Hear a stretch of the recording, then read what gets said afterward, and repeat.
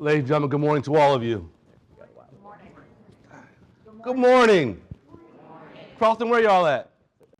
They're my Cardinals. Cardinals strong, like y'all. Northeast, where y'all at?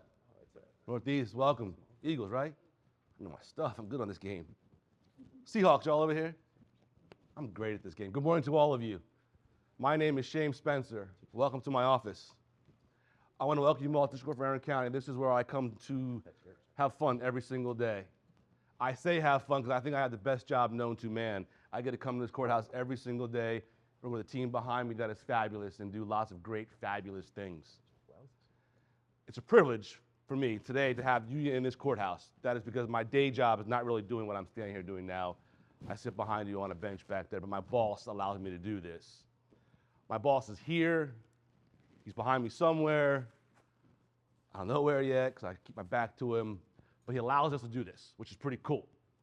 Important because normally I should be on the bench 30 minutes ago, and if I'm not on the bench at 9 o'clock, he yells at me and comes and sits where I am. But he has seen this program.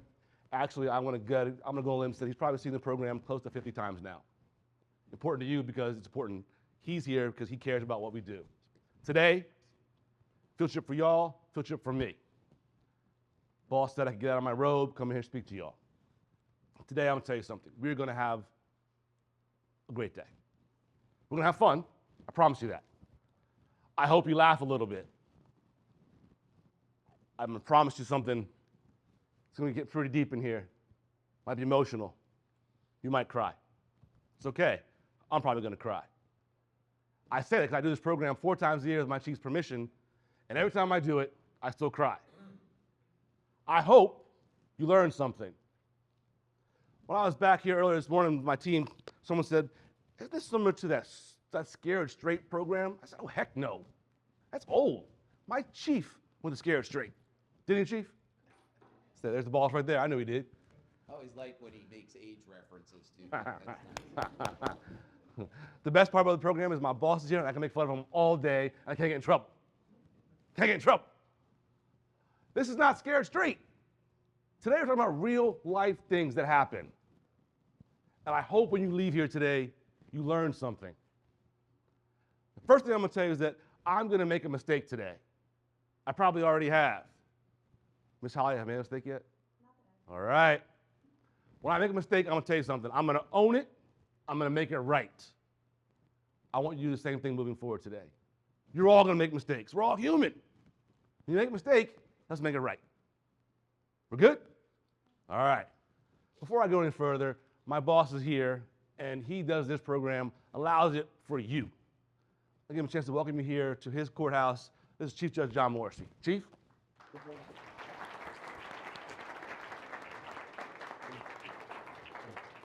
Crowd. I don't get clapped very much. That's great. Thank you.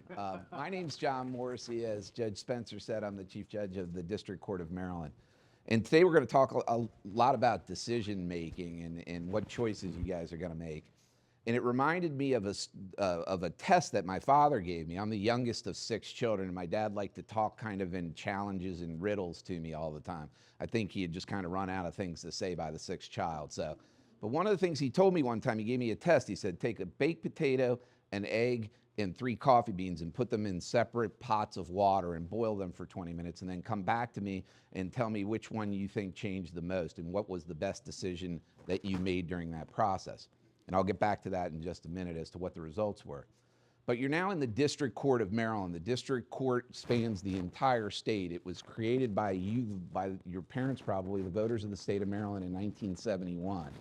And it spans, anybody ever been out to Deep Creek Lake out in Western Maryland? A couple of you. We have a courthouse out there in Oakland, which is the capital of Garrett County, and it gets the highest amount of snow in the state every year. They like to tell me about the record. And then we have a courthouse. Who's been to Ocean City? Everybody been to Ocean City before? Sure. We have a courthouse. If you come over that bridge over Assateague Bay, you look to your left, right when you come into Ocean City, that's our courthouse right there. So all told, there's 33 courthouses in the district court system. Some counties like this, the bigger counties, have more than one courthouse, and we have another one in Glen Burnie here in Anne Arundel County. Some of the smaller counties only have one courthouse for the entire county, and we're broken into 12 districts, and each one has an administrative judge. Judge Spencer is the administrative judge, And we have an administrative clerk that runs all the hardworking clerks that we have here, and they're really the backbone of what we do.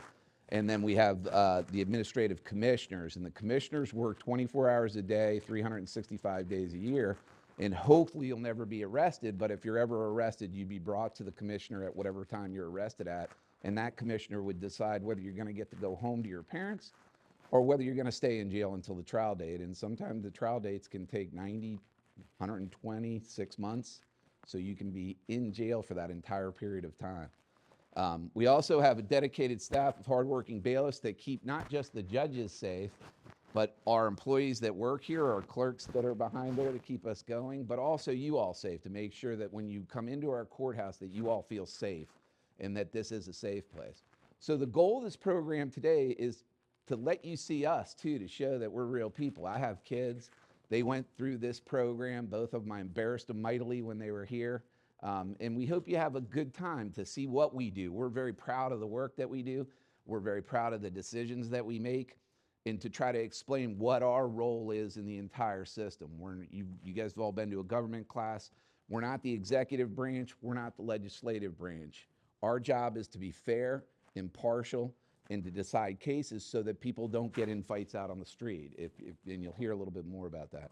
I'll leave you with this last thought. So I came back to my father after 20 minutes with the egg and the potato and the beans. And he said, "Which one changed the most, John?" And I said, "Well, that's easy, Dad." I said, "Well, the egg went from soft inside to hard. The potato went from hard inside to soft. But the coffee beans transformed the entire medium. So it changed it. So I'd pick the coffee beans." And he said, "Well, that's a good analysis." I never got the answer right with my father, by the way. He designed the question so that I could never get it right. And he said, "You're going to need all three in life. You're going to need to be hard sometimes, you're going to need to be soft sometimes, and you're going to need to be able to transformationally change your environment around you so that you're successful." So when you think about making decisions, think about that. You can pivot between those three to decide what's the best decision at that particular time so that you can have the best outcome. I hope you guys have a great day today. We have some really important people in the room. We have the Chief Judge of the Appellate Court of Maryland here, Chief Judge Wells.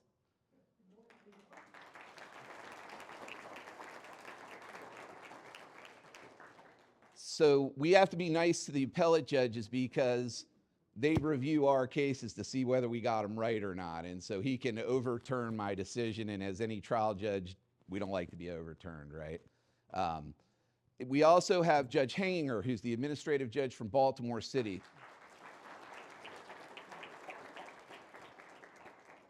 And then we have Judge Molinari, who's a senior judge now. Judge?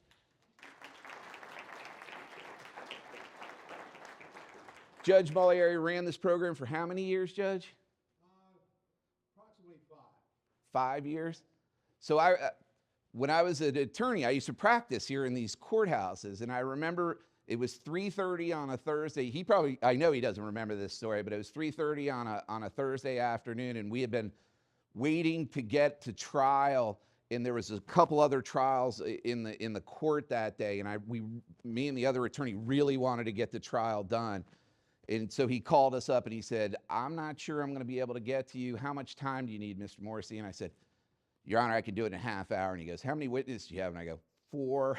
He goes, "You're never going to be able to get this done in half an hour." So he was right. I would have never been able to get it off. But he really was one of the founders of this program, and it's a tribute to him that we're all here today and that he took time out of his day to come and be part of this. So thank you.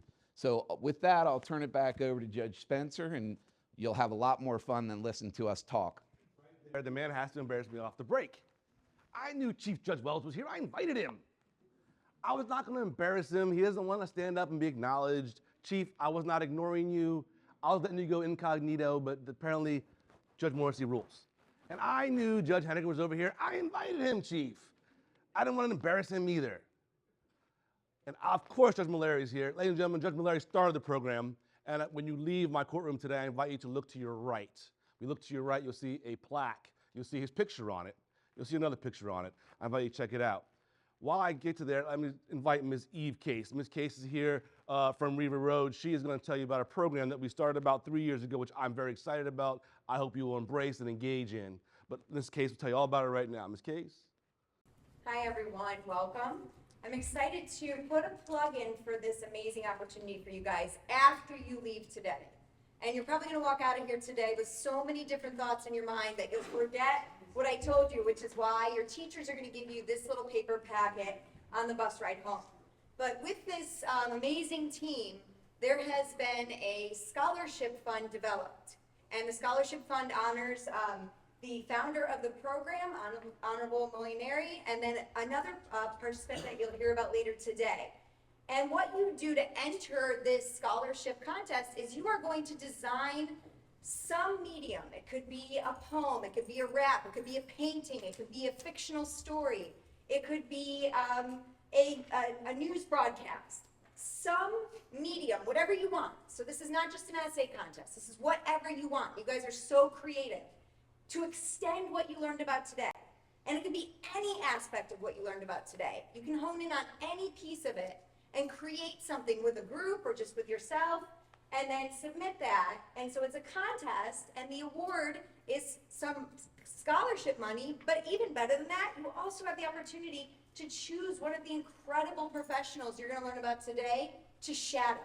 So to spend a day with a defense attorney or to spend a day with one of our law enforcement that are here with the group. So if this is interesting to you, kind of think about that during today, and then when you get the paper from your teachers afterwards, you can investigate more. They're gonna post it on Brightspace, so you'll see the digital component, what you can enter. So this is all about continuing your experience today, so we can share it with more kids. So we can make what you guys learn about today become something that we share out across the county. So thank you, and just look for that paper on the bus ride. Don't be misled. I want you to compete. I want to compete. Judge Morrissey allowed me not too long ago in October that allowed me to take a change and compete. He said that I could help run the district here in Anne Arundel County, Denver, all of Anne Arundel County. And I want you to know, Judge Henninger, District 7, the best district in the entire state. Right now, we're the best. We do the best things. We have the best turnout. We do the best. I want y'all to compete. And You gave me a t-shirt the last time I was here. yeah, you ain't getting no t-shirt, dude.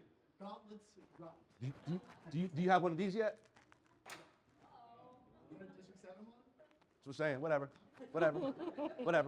But listen to me. I'll tell you this. Through Judge Valeri's generosity, through generosity of our family and friends of this program, our scholarship fund has grown. And we got better. And Ms. Case said, Shane, you're stupid. I'm like, why? It was 1 year. So now it's a 4-year scholarship. It's not just for your freshman year. It's a scholarship for your first, second, third, and fourth year of college, of community college, of trade school. I don't care what it is. It's money towards that. Compete. I got smart. Pause. It's on my personal phone, not the government phone. I have TikTok that my son showed me about. I have it. I have a schools in court platform. Today, I'm gonna challenge you to get on it later. Because I might rap for y'all. Should I rap? I can rap. Y'all wanna hear my rap? Give me a minute. I'm gonna warm up. Let's stretch out first. I'll just put a rap on TikTok. I want you to follow my rap, right? I have some cool bracelets I'm gonna give y'all when y'all leave. I want you to share bracelets, take them back to your classmates, show them my bracelets, man. These things are, well, maybe I can get better quality ones. Mine are fading, but I have this, I've worn this for about, well, a minute. I'm gonna give y'all one when y'all leave. Put that on TikTok for me. I want y'all to compete. Dr. Mann's in the back of the courtroom. I know you're here and I want to acknowledge you because this is some things that we've talked about that make y'all better, make me better. So compete. I beg you, I encourage you. Let's compete.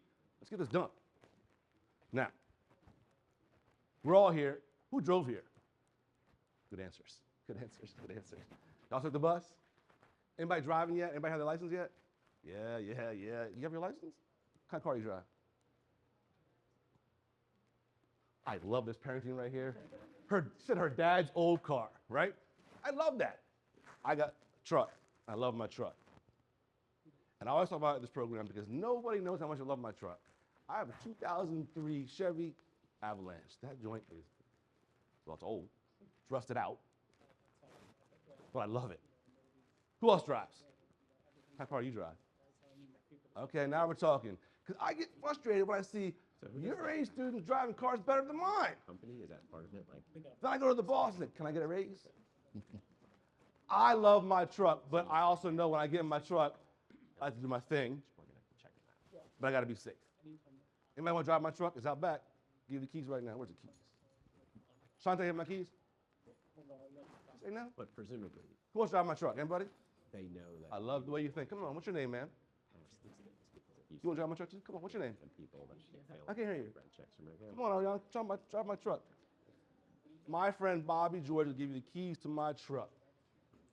for that one being the same. Uh-oh. Yes. So serious. Yes. You have your license? What's your name? Ariana. Anybody want to go for a ride, Ariana? Go for a ride, Ariana? You go for a ride with her? What's your name? Megan? You go for a ride with her? Come on. Right. Yeah. Megan or Ariana, where y'all gonna go? Yeah. Where? All right, well, that's cool. Anybody else want to go with them? Northeast, want to go with them? What's your name? Chia? Say it louder. You guys pay more than I'm old. North. What's your name? Chia, good to meet you. Come here. She got to tell me right. Tell me now one more time. Chia, good to meet you. You want to go for a ride with them? All right. Office space. Oh, I love it. I love it. There's no. Everybody knows you got to have music in there. Recognize that? That's go-go. They don't know about that. Anybody gonna go for a ride with them? PG County. I get this. I think I love you. What's your name? Sean. Hey, Sean, have a seat, man. Born and raised in PG County. Yo, Chuck. Where y'all going? Eyes on the street. Oh, my Lord. Where y'all going? Starbucks. Why are you looking at me? Anybody want to be a police officer when they grow up? About law enforcement? Nobody? Want to be a cop for me? Nobody? Come here, dude.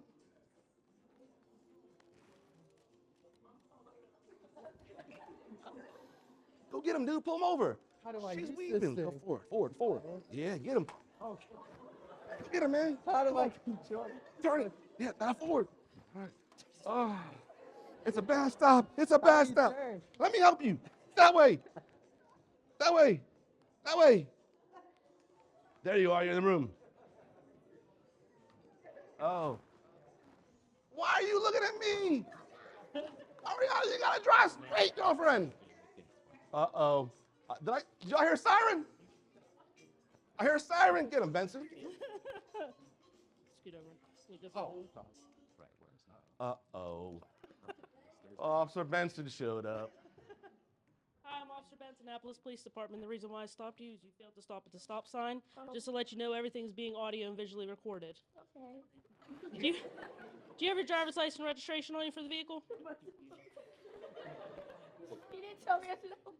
Do you have your driver's license and registration of the vehicle? Of course.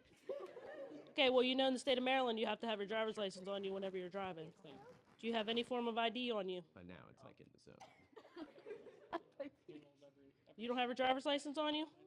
No, ma'am. I'm used to that anyways. Does anyone have any form of identification on them? Please say yes. Because you're the... Listen, anytime I stop a vehicle, I make sure I identify everybody in that vehicle, make sure none of you have warrants. Come out of the paycheck. Okay, does anybody have any form of ID on them? No? Ladies and gentlemen, time out my show right now. Right now, Officer Benson has pulled over a vehicle. The driver has no license. There's 4 people in the car, no ID. What are you gonna do now? I'm gonna get each and every person's name, date of birth, and run them for warrant checks, and I'm gonna run her for a driver Are valid. you gonna do it from here? Or are you gonna pull them all out? Right now, I'm gonna do it right from here because I'm by myself. Oh, you gonna call it back up?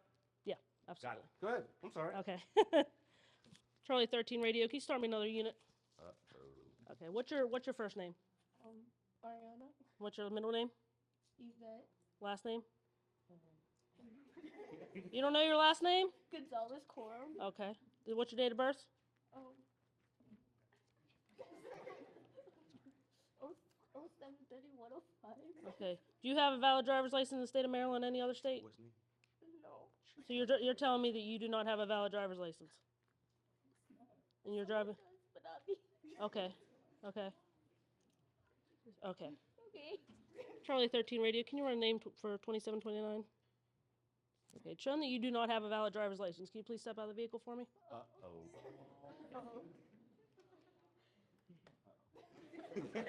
Just so you know, in the state of Maryland, you are required to have a valid driver's license to drive a vehicle. So right now, I'm placing you under arrest for driving without a valid driver's license. Oh, we're doing this.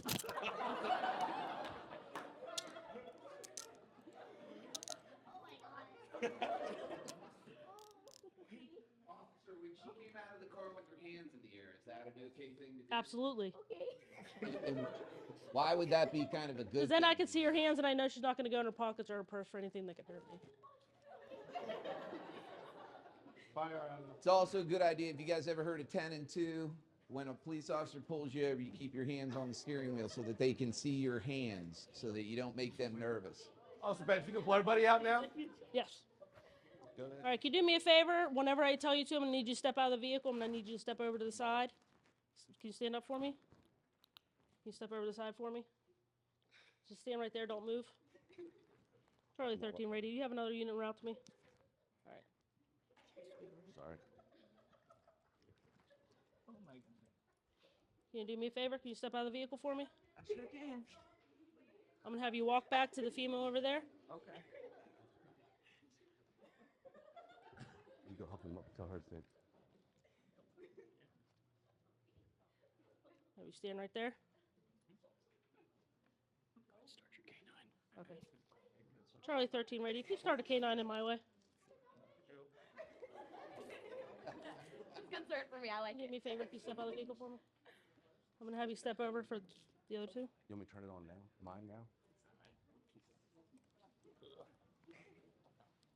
Put your on your back. Officer Benson, I heard you call for K9. Why did you call for K9? I smelled an odor of CDS in the vehicle. What is he? I don't know what that is.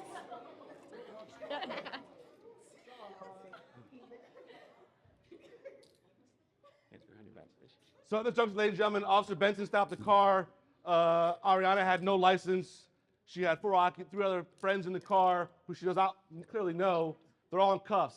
Does anybody have a problem with Officer Benson putting all 4 people in cuffs? Anybody say it's a bad thing? Tell me why.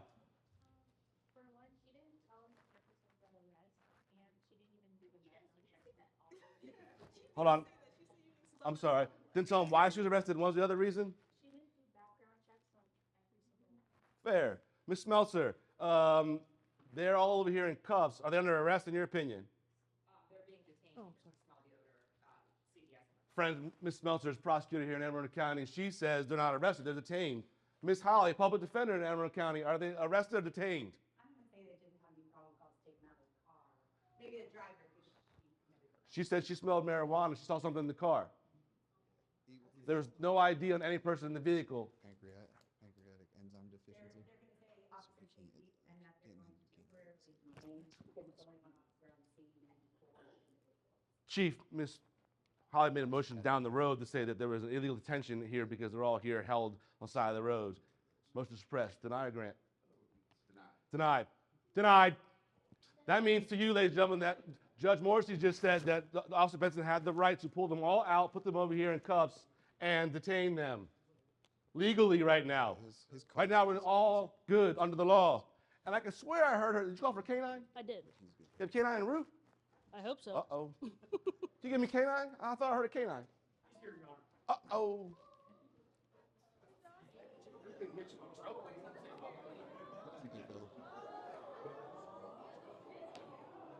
Good That's the old dog, right? Good work. Shane, that's the old dog? Is that the... You're right. Uh-oh. Uh-oh. Ladies and gentlemen, this is my good friend, Corporal Foss. Corporal Foss, who's you have with you, sir? This is Mickey. And what did Mickey just do? He alerted to the presence of the odor of narcotics. How do you know this? I didn't see him open any doors. So Mickey gives a passive alert, which was more the lock and stare that he gave instead of his actual sit. The lock, stare, and the sit is all part of his final response. Based on that alert, Officer Benson, what you gonna do? I'm going to search the vehicle. You mean just the glove box, right? No, the Probably. entire vehicle. You mean like the glove box and maybe the front seat? No, the entire vehicle. No, you mean like just the front seat and the back seat? The entire vehicle. The trunk? The entire vehicle. On the seat. The entire vehicle. Feel free. Miss Holly, right now, Mickey made an alert on that car. Any problems?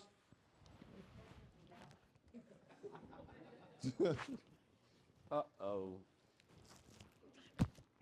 What's in there? What's she do? Oh, she's all up in there. Yep. It's from PG, okay? Judge Morris grew up PG. He's a Bowie kid like me. It's Prince George's County, by the way. Judge Spencer. I was testing you. Where's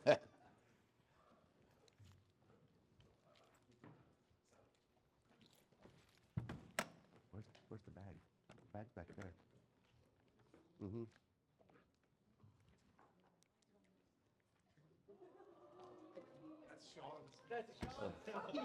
That's the bag. Just throw it over here by the seat for me.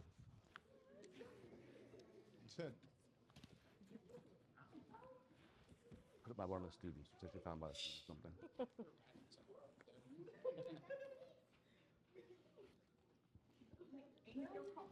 Sure, Benson. Megan had a bag right here next to her. Can we search the bag too? Absolutely. Mr. Stubitz, Megan, the passenger in the seat, had a bag. Can we search the bag? If it was in the vehicle at the time, with her in her possession, then now that they've had a hit on the car, unfortunately they're allowed to search what was in the vehicle. Uh-oh. Is that your bag, Megan? Stop it! I'm so curious. I'm excited. You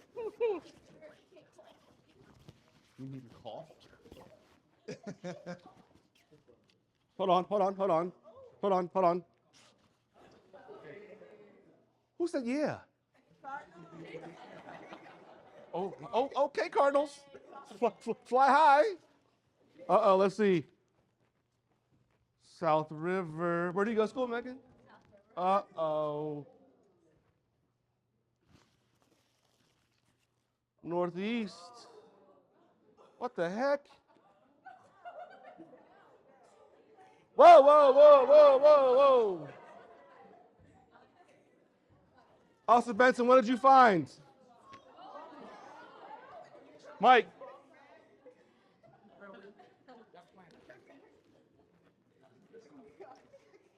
Ms. Smeltzer, personal use? No, possession with intent to distribute.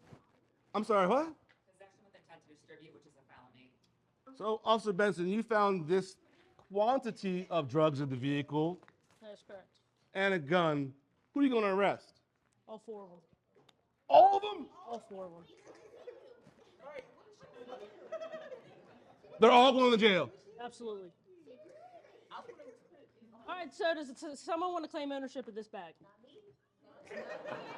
Is this your bag? Is this your bag? Is this your bag?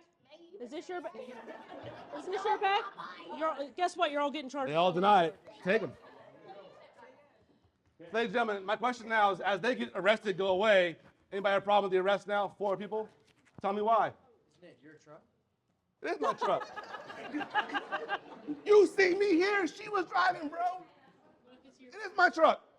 Well, hold on. I got this. Let me ask a question. Do you see me in your school every day? You saw me in school? Where was I? What bathroom? Does Miss Fuhrer know I was there? Can she show me the ID? Ask her. Do I go to South River? Hold on. She said I look like I'm a high school kid. Thank you. I'm young looking. And do I go to Northeast? So let me ask a question. Why can't they all get locked up? No, they can't. I'm Okay. just saying if it's your car once it's your bag. Fair. Hold on, I got this. Mr. Stubitz. Motion to suppress. Your 4 clients have that gun, all those drugs, and those T-shirts in there that Ms. Smeltzer said circumstantial evidence. Judge Morrissey said you want to suppress that because it's my car. Judge?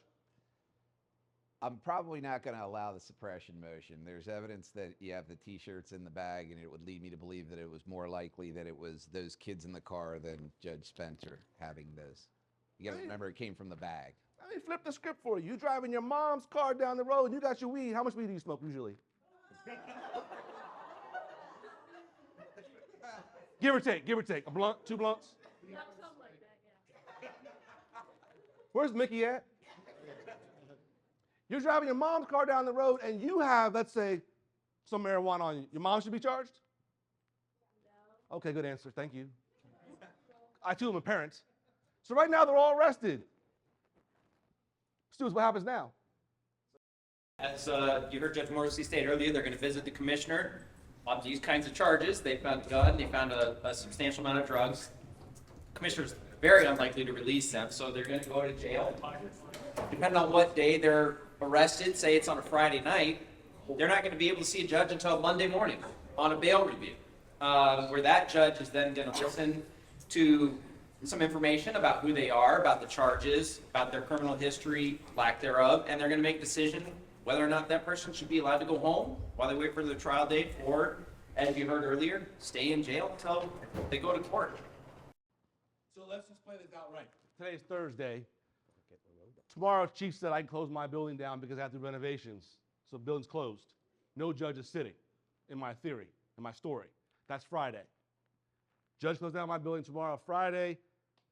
Thank God we don't work Saturday, Sunday, we come back on Monday. That is 4 days right now. You're being held Thursday night, Friday night, Saturday night, Sunday night. You're being held. Everybody good with that so far? Who said no? You said yeah? You want to be held? You want to go too? Mike, you still here? Mike? Oh, there, no, Tariq. You want him? You want to go with him? He'll take you. To jail. Hold on, are they your drugs? No. So right now they're all being held. Everybody's good with that, right? Why not? Oh, Miss Holly, someone said they were out in Miranda. Mr. Stubers. Well, the thing about Miranda rights is that they don't necessarily have to be given when you are arrested. The Miranda rights only are triggered when the police are asking you questions that might lead to you giving a response that would be against you after you have been detained, or after you are in police custody.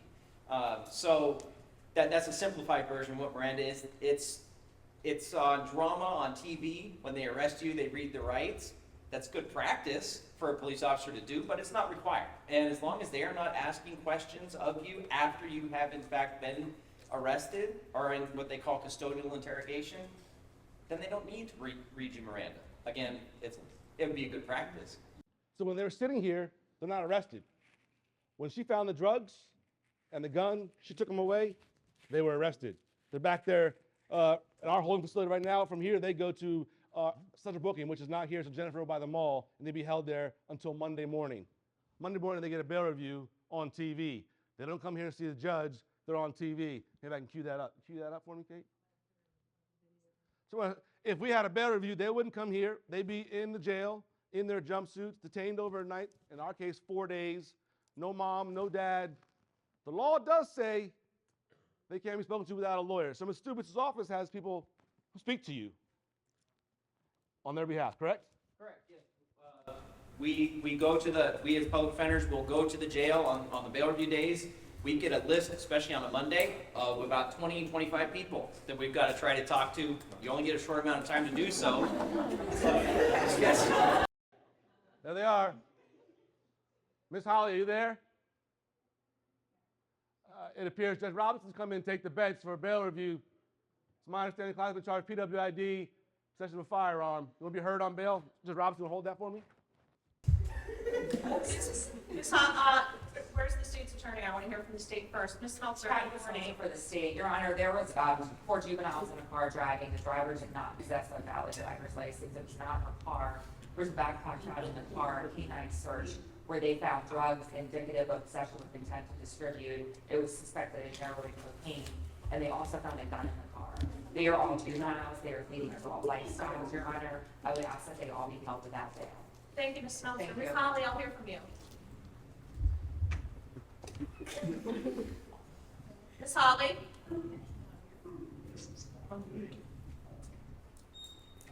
Ms. Holly, would you like your bail review postponed, ma'am? We can do this tomorrow. Your Honor, I would like to continue with the bail review today. Yes, ma'am, I'll hear from you. Ma'am, if you'll just wait, please, let your lawyer speak for you. Ms. Holly? Your Honor, sorry, we're having technical difficulties. Your Honor, my. That's okay, Ms. Holly, we can hold them and do this tomorrow. Would you like me to do that?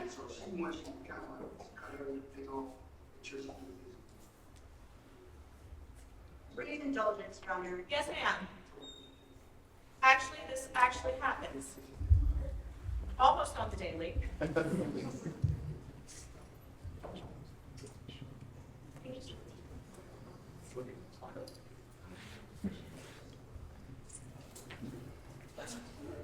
Honor, we're having technical difficulties. That's fine. We do have to. Thanks, Your Honor. Your Honor, I represent Ariana. She is 17 years old. Your Honor, she is a junior. She goes to school at Crawford High School. Your Honor, she has no criminal record whatsoever. I do understand the allegations in this case are serious, that she was to be the alleged driver of this vehicle. I would point to Your Honor and indicate that given her youth, that she is a juvenile with no record. She plans on attending college. She's actually in the process of applying to college. She wants to get financial aid, if not colleges, to attend school. Your Honor, given the process and the length that this process could take, I'm asking the court to consider granting her release on house arrest or pretrial supervision to her parents' home, where they can provide whatever level of supervision the court believes is appropriate. I don't find her to be a flight risk. I think she will come to court whenever asked to do so. I don't believe that she is a danger to the public. I would ask that the court find that the factors at this point in time would favor. Thank you, Ms. Holly. Is there anything your client wishes to say in bail review? No, Your Honor, I got advised not to speak at this time. Okay. So, Ms. Holly, as you are aware, there is a firearm in this vehicle with a quantity of drugs that the state is indicating is probable cause for possession with intent to distribute. That means that this firearm is used in a drug trafficking crime, which carries a mandatory minimum sentence of 5 years without the possibility of parole. In addition, the law states that as the driver of the vehicle, knowledge of what is in that vehicle is imputed to her. Based on the dangerousness of drug trafficking and firearms as evidenced by the shootings that you see in our community, I find by clear and convincing evidence there is no term or condition of release I can impose that will protect the public. I will hold her without bail and schedule a preliminary hearing. Thank you very much. Thank you. Would you like me to house her, Ms. Holly, in the adult section of the jail segregated, or are you asking that I transfer her to a juvenile detention facility like Shelton? Your Honor, given her age, you decide everything that would be considered in the consideration. I'd ask that the court would transfer her to a juvenile facility. Ms. Smeltzer, any objections? Yes, Your Honor, she's living in an adult lifestyle, she gets guns and drugs in the car, she's riding an alcohol license, I would object to a juvenile facility. Ms. Holly, your client is 17 years old. She is, Your Honor. Given the presence of the firearm and the fact that she's almost an adult, the court will deny the request to transfer to Shelton. Mr. Robinson, thank you so much. Ladies and gentlemen, this is Justice Laura Robinson, who just did a bail review for you. But let me tell you something, is that she did a bail review for one individual, the driver, the most culpable, and at least in her eyes. But what Judge Robinson did is lay out the factors she must consider for you. We recognize she's 17. She's now being held in an adult facility, probably at Judge Robinson's request by herself. We call it segregation. But all other three individuals are going to be held too, right, Judge Robinson? Yes, sir, because they are all in constructive and joint possession of firearms. All four of them are going to be held. I can assure you that there are 10 judges in Anne Arundel County, and I can assure you 10 out of 10 judges are going to do the same identical exact thing. That is, hold somebody who has a gun on the highways and byways of this county with drugs without bond. So now they're held without bond. And apprehensions that are, even though you're a juvenile, you don't have school, you don't have classes, you don't have access to all the things that you would have if you went to a juvenile facility. And because you are at risk, because you are a juvenile, you are housed alone in isolation, 23-1, locked down by yourself. Why? I'll tell you why. Ariana made one bad choice. I'm a nice guy, generous in my opinion, gave her keys to my truck. But she got in my truck, no license, got in the car with 3 friends. She knew none of them. Megan, did you know Ariana before? Well, yeah, actually I did. Thank you. My point is, 3 people got in the car with Ariana, they got stopped, they're all now locked up. Why is that important? You guys are in high school. a long time ago, Judge Morrissey was in high school too. That dude liked to have fun. He lived in Prince George's. He went to DeMatha High School because he was too good for Bowie. But he too had fun. Why is that important? You're gonna have fun. We want you to have fun. I want you to enjoy high school, enjoy your friends. Homecoming, parties, football games, soccer games, plays, musicals, I don't care what it is, enjoy every last second of it, but make good choices. One bad choice got these three in a car with Ariana, and they're locked up. I heard something. Ariana's applying to college. Your moms and dads got to fill out, it's called a FAFSA form for your financial aid. Question on there for you as juveniles, have you convicted of a crime? Right now, the answer is no for them. But they've been charged. And those schools want to know about it. So let's say we're applying to the University of Maryland. Ariana, great student, straight A's, active in the school, good kid. Felony charge! Or, what's your name? Bella, straight A's, active in the school, no felony charge. Who they taking? Bella every day, all day. Heck, Bella has D's. Still taking her. Psych. My point is, this charge is on here, on her record for a minute. Okay, Ms. Glenn, Maryland Judicial Case Search has these cases on there almost contemporaneous, correct? Yes, sir. Like right now. Yeah, the minute we hit send, it goes over. Like on a computer button. Boom, done. Yes, sir. So, Ms. Holly, they're all charged. They'll go to trial probably next week and get it all done, right? Over with? Absolutely no. Of course. No, because they're charged. Judge Morrissey says we have to get our cases done fast, expeditious. You know I'm good. So we're going to be quick done, over. They'll have a preliminary hearing, and after that, their case will come to circuit court. Because they're charged as adults, they can ask to be transferred down to the juvenile world. Given some of their ages, it might be a difficult decision for the court to allow that to happen. So you have to go through the transfer process, and then you would go through your adjudication after that. So if you remain charged as a felony adult in my courthouse, maybe 6 months from now, 5 months. We are in April. 6 months down the road, applications have already been done due for all of them. Let's talk about summer. In the summer, applying for a job, you are all charged with felonies. And it says gun. Distribution. One bad choice. Not one bad choice. I'm not saying don't hang out with your friends. Know who they are. Know who you get in the car with. Make sure they have a license. Make sure there's no drugs in the car. No, don't search it. Know who you're hanging out with, though. Know who you're hanging out with. I can guarantee you at 12:30 at night, I'm not getting any one of your cars. I don't know, y'all.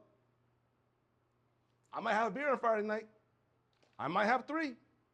Heck, I might have 6 at home. But if I'm not home, go to my phone.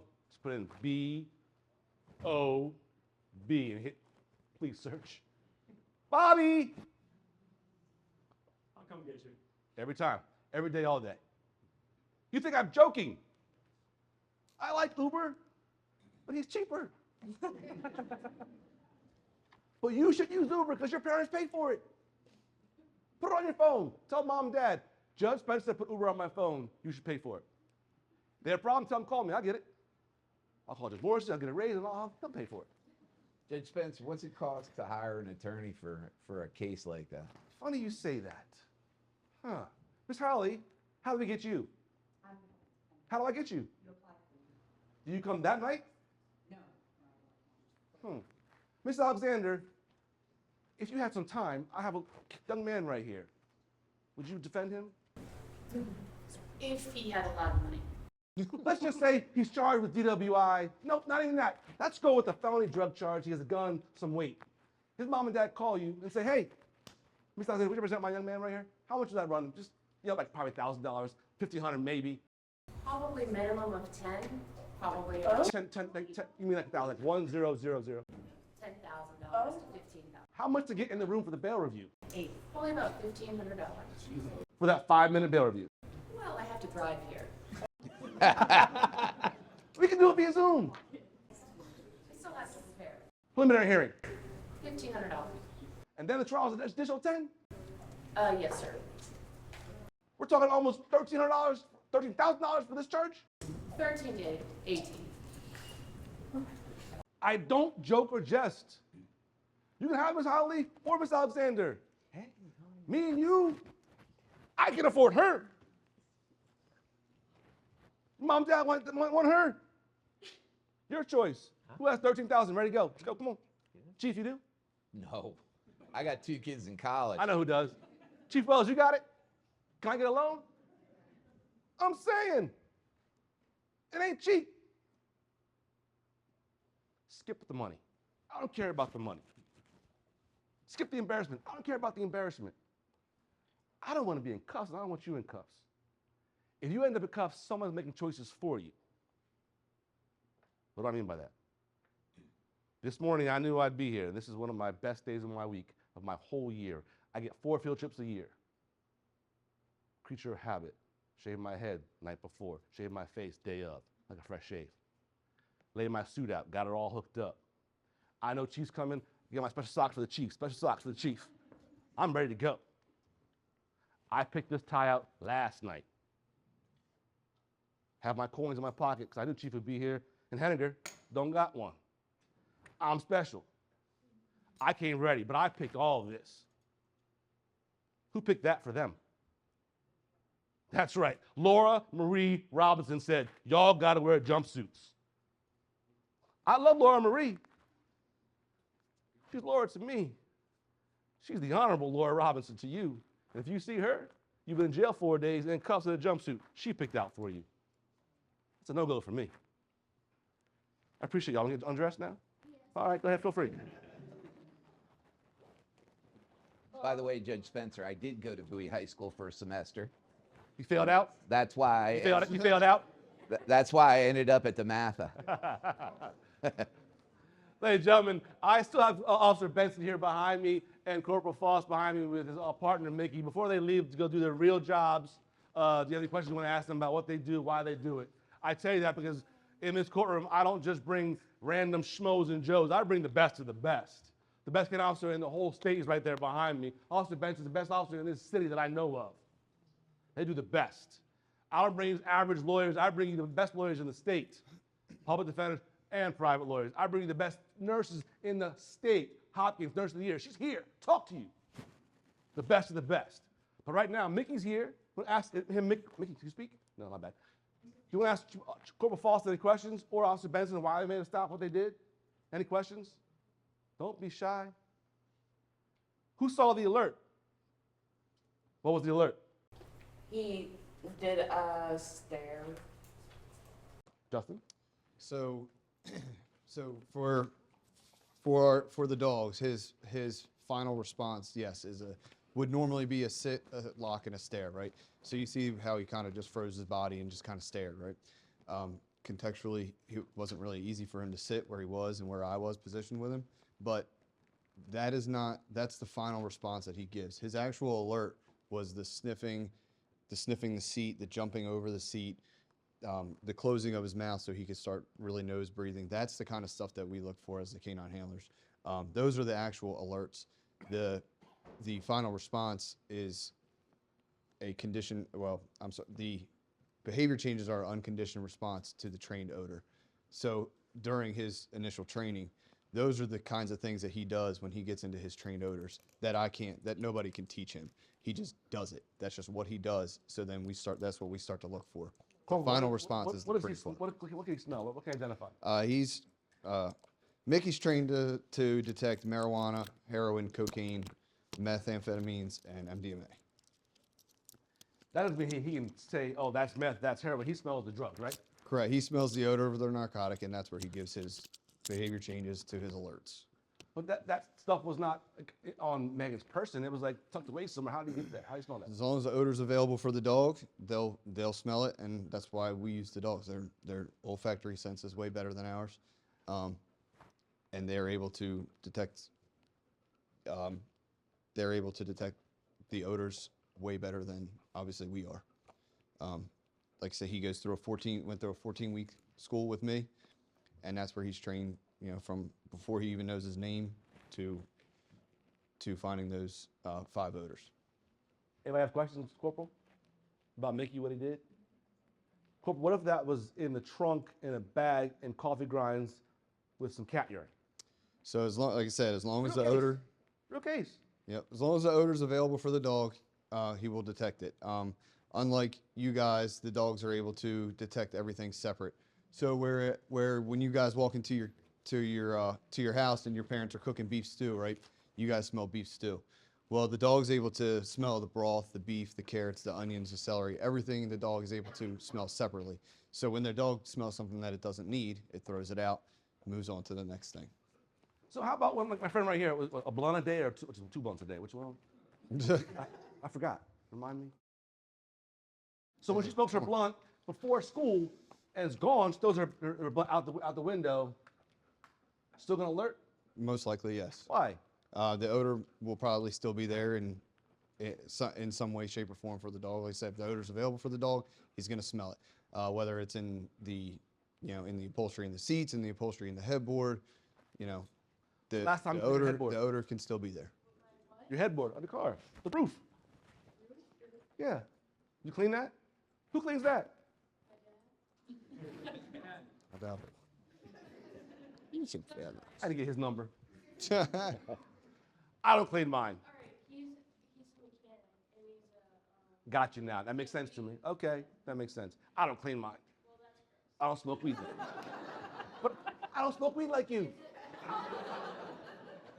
My point being that if you smoke, it's in the car. It goes up, it's there. And everybody always asks, well, hey, Judge, if it's there and the smoke's gone but there's no weed, why are you searching? He don't know that. Does he know that? Dog does not. Dog smells the odor. Odor gives the And you heard Officer Benson, they're not just searching the glove box. They're pulling every single thing out of that car and looking. The whole car, every bag, everybody's bag. Know who you get in the car with, please and thank you. Any more questions for Officer Benson or Corporal Foss? I have one for Officer Benson.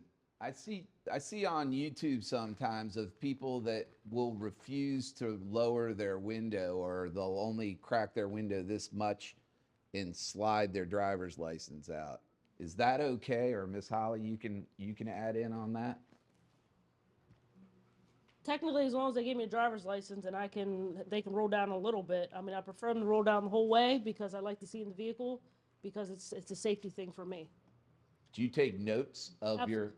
Absolutely, and like I said, I will put notes that the driver was uncooperative, refused to roll the window down in its entirety, and the judges and the attorneys take that into account. My life has always been harder if I come cooperative, always. Because the judge will always ask every time you're in front of Judge Robinson or Judge Spencer, they'll say, and was the defendant polite cooperative? Judge Henninger, someone says they're not polite and cooperative. Officer says, not polite and cooperative. They cussed me out, gave me the finger. Minimum fine, maximum fine. It goes towards the tax. You mean $500? Listen to me. You are presumed innocent. I'm guessing you're not going to commit a crime, but let me tell you something. I may have spent a day in my life. I may have done that. Man, got pulled over, got a ticket. Who cares? Come to court, live the fight. But that guy, that young lady who does not give their license, is not polite and cooperative. Officer Benson has a little computer in her car. She's not writing things out. She's like, oh, no license? Failure to display. Oh, driving without a license. Oh, speeding. Oh, was it a red light? Oh, and a stop sign. That's 5 tickets. $500 each. Or you could just say, Officer Benson, good morning. My name is Shane. Here's my license. Registration's over there in my glove box. May I please reach for it now? Sure. She'll probably say, warning, right? Live to fight another day. I'm happy to tell you, I tell you every single day that there are 5 judges in this courtroom right now. Judge Morris is over here. Judge Henninger, Judge Valeri, Judge Robinson's over here behind me. Judge Wells is in the back. I promise you, they have said, they will say again someday in the near future, Officer Benson, that was a bad stop. No probable cause, case dismissed. Happens. Officers make mistakes too. They are human, like me and you. Happens. But what I would like you to do is get there to see one of those judges find that out, not be in jail. not be arrested. Hire Miss Holly, Mr. Stubitz. Let a lawyer fight your fight for you. You're not a lawyer. You may have made a mistake. Who cares? Own it. I'll speed. My bad. Can I have a warning, please? You're 15, no, 16, hopefully. 17. Happens all the time with a warning. See it every day. Live fight another day for me, all right?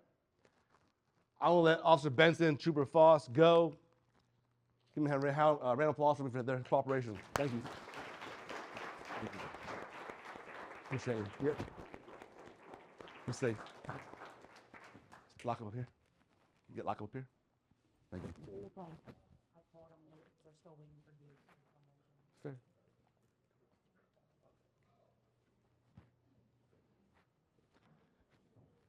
Can we get this back up?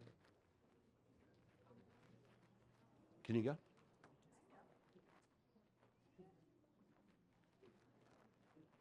Can you go? Ladies and gentlemen, I thought I might rap for you. I gotta go. Hold on, why are there so many groans? You've never heard me rap.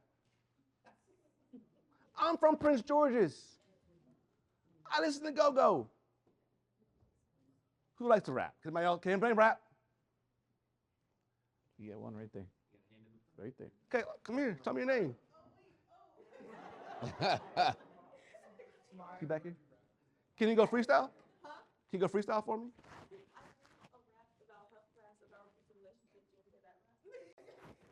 Come on.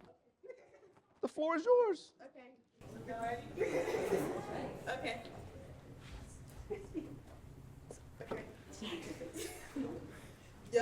Yo, abusive relationships got to go. No, go, they got to go. Notice the factors of the show.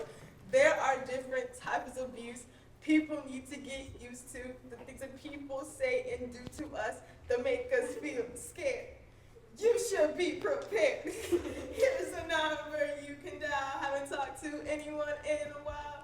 800-799-7233 all the time.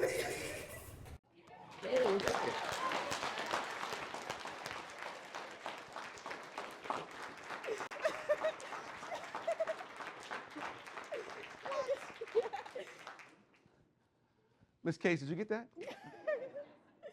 I think we have a front runner. That was impressive. Thank you. That was courageous. Okay, truth be told, I can't rap a lick. That was amazing. Anybody else want to do that? I don't think so. Thank you very much. Tell me your name. Samai. Samaya, that was awesome. Wow.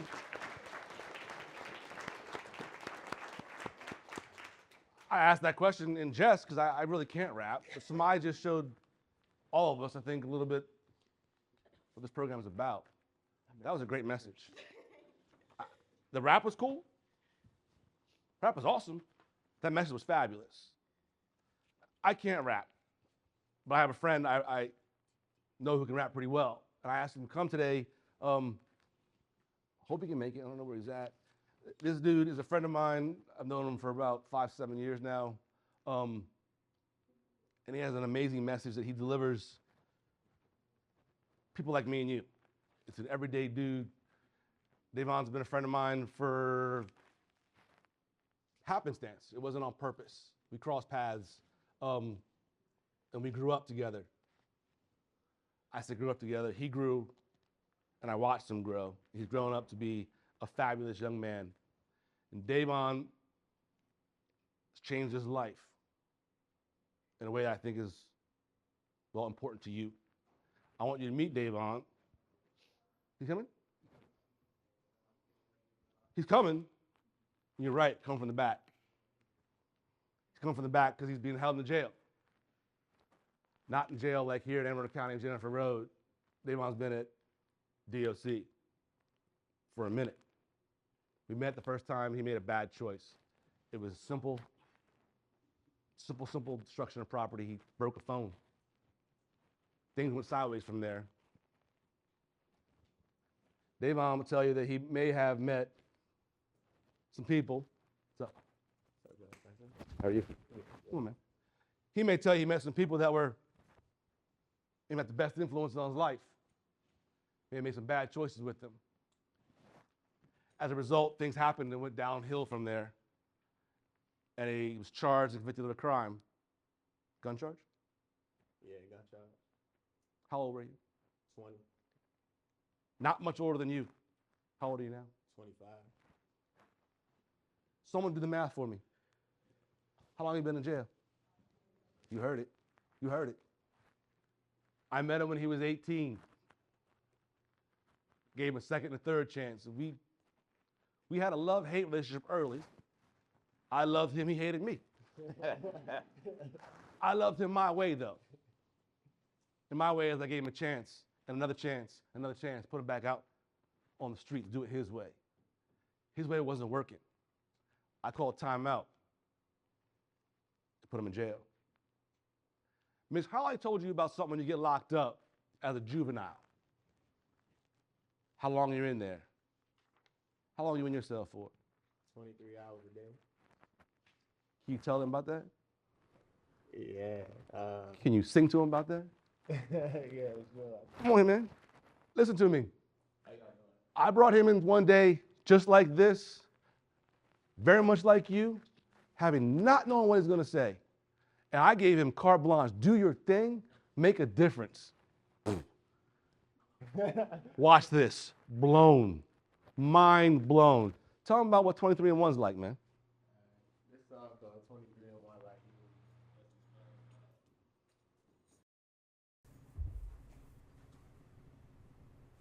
Feeling like the walls falling in and I could never say no hold it. 23 and 1, I'm in myself, feeling lonely, got a bunch of emotion. Till I steady rolling, me against the world, that's how it feeling, I can focus. The walls falling in and I could never say no hold it. 23 and 1, I'm in myself, feeling lonely, got a bunch of emotion. Teardrops steady rolling, me against the world, that's how it feeling, I can focus. My heart on my sleeve and it's ripping on my fabric, tears in my eyes as my daughter call me daddy on phone calls.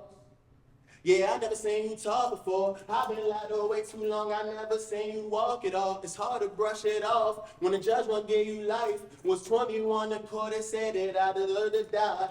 On the inside for my crime, I had to beg for mercy. They seen the tattoos on my body, they look at the surface. They never look at who I am, they look at what I done. They never seen that I was bright and I'm somebody's son. My mother lost a child and slowly losing another one. I made a promise I'd be back when I was 21. The walls falling in and I could never say no hold it. 23 and 1, I'm in myself, feeling lonely, got a bunch of emotion. Teardrops steady rolling, me against the world, that's how it feeling, I can focus. Yeah, I never seen you talk before. I've been locked away too long, I never seen you walk it off. It's hard to brush it off when the judge won't give you life. Was 21, the court that said that I deserve to die. Whole lot of pain in my heart, it's a problem. It felt like my body was throbbing. They said that I was a menace, nothing but a robber. They didn't know I was a father, and I could go farther. All they seen was what's in front of them in boiling water. Yeah, I done made mistakes. Make it right, gotta do what it take. I talked to mom on the phone. She told me keep the faith. I bow my head and pray to God to lead the way. Yeah, cause I could need a change. The walls falling in and I could never seem to hold it. 23 and 1, I'm in myself, feeling lonely. Got a bunch of emotion. Teardrops steady rolling. Me against the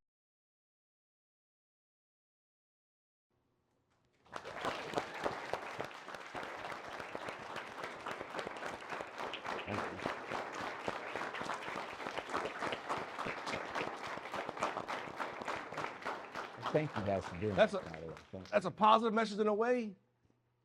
I get cheery thinking about it because part of that's my fault. I didn't make a mistake. This man's life has changed since he was 20 and 17 and 18. 23 and 1, you heard it. How was that? terrible, to say the least. You don't really get taught your family that much. I ain't seen my mother in over 4 years, so, you know. How about your daughter? Yeah, I ain't seen my daughter in over 4 years neither. She ready to be 5 next month, so yeah, I see her on Skype, but you know how that is. Being there matters more than anything. A choice, a bad choice here and there. He's 25, is in jail, been there for a minute. He's here because I asked him to come here. I actually brought him here on purpose. Because he was your age when that first bad choice was made. Your age.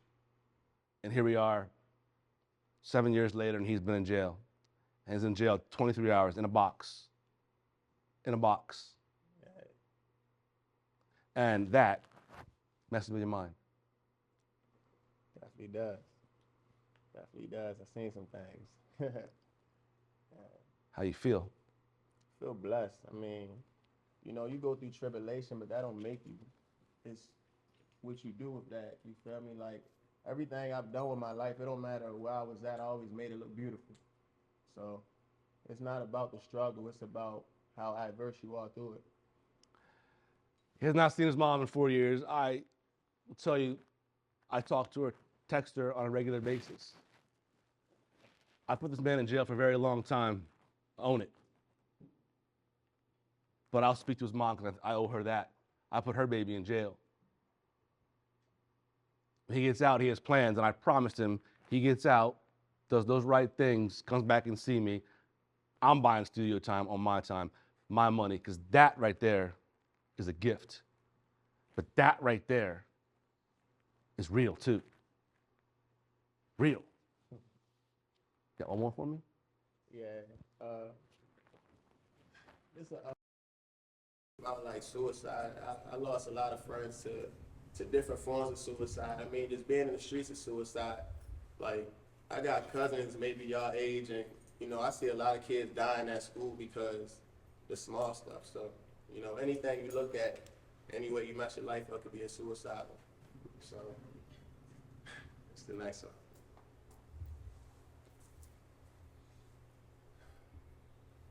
I'll be there whenever you feel brokenness. I give you all you ever missed, and I'll be there whenever you feel lonely. You should know that you could call me, and I'll be there whenever you feel brokenness. I give you all you ever missed, and I'll be there.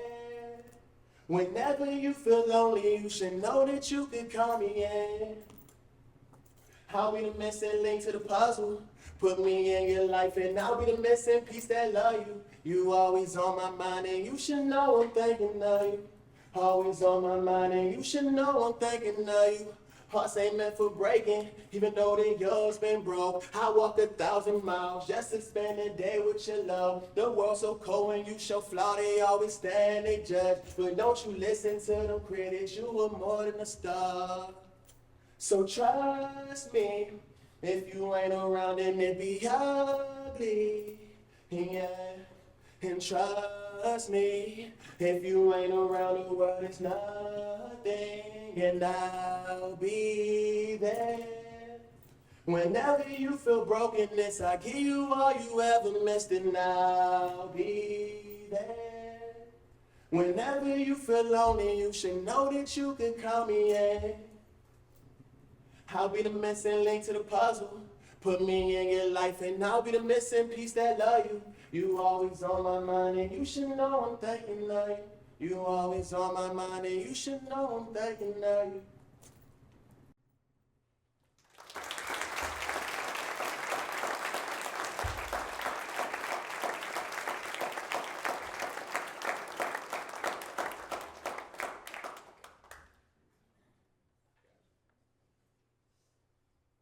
One more time for Davon, please.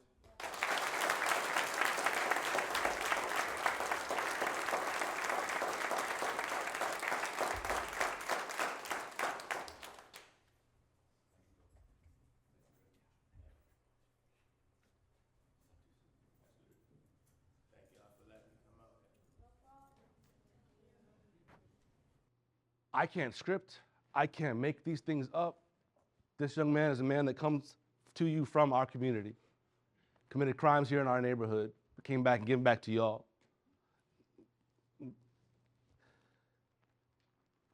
That last rap he dropped for you is pretty special to me. Segues into something that he and I talked about a lot. He's experienced a lot. He's gone through a lot. And part of that is some loss. And one of the things I tell people who come to my courtroom is if you write me a letter, I promise you, I give you my word, I'll write you back. I write a letter back. And he and I have written a lot of letters, and Davon shares some things with me that have happened both on the inside and outside. He's lost a lot, not seeing his daughter grow up, not seeing his mom in a minute. It's about his friendships, which is right into where I want to take this program next, and I'm going to acknowledge and tell you that this is an emotional part for me. So this touches home for me, for a lot of us in this room. And you're all important to me. You don't know yet that I love you all. I met you today, but I love you all. I say every time someone in this courtroom that they leave here, if you ask me, I'll give you my cell phone. Not the phone that Judge Morrissey tells me I should wear to work. The phone that I pay for that has my information on it. But I tell you, if you call me, I'll come running. I'll pick you up from that party, from that ball game, that play, wherever you are, I'll come get you. All you do is ask. Round the clock. Like, you're stupid, Judge. You wouldn't do that. There's proof right there, man. Picked him up a few times, Davon. Didn't work every time. I went and picked him up, brought him home, brought him to his mom, Tasha. Didn't work. I tell you that because I think that we should help each other. We should be in this together. That's what he is. He's part of us. I want to show you something. This is a video that was filmed some time ago here in our county.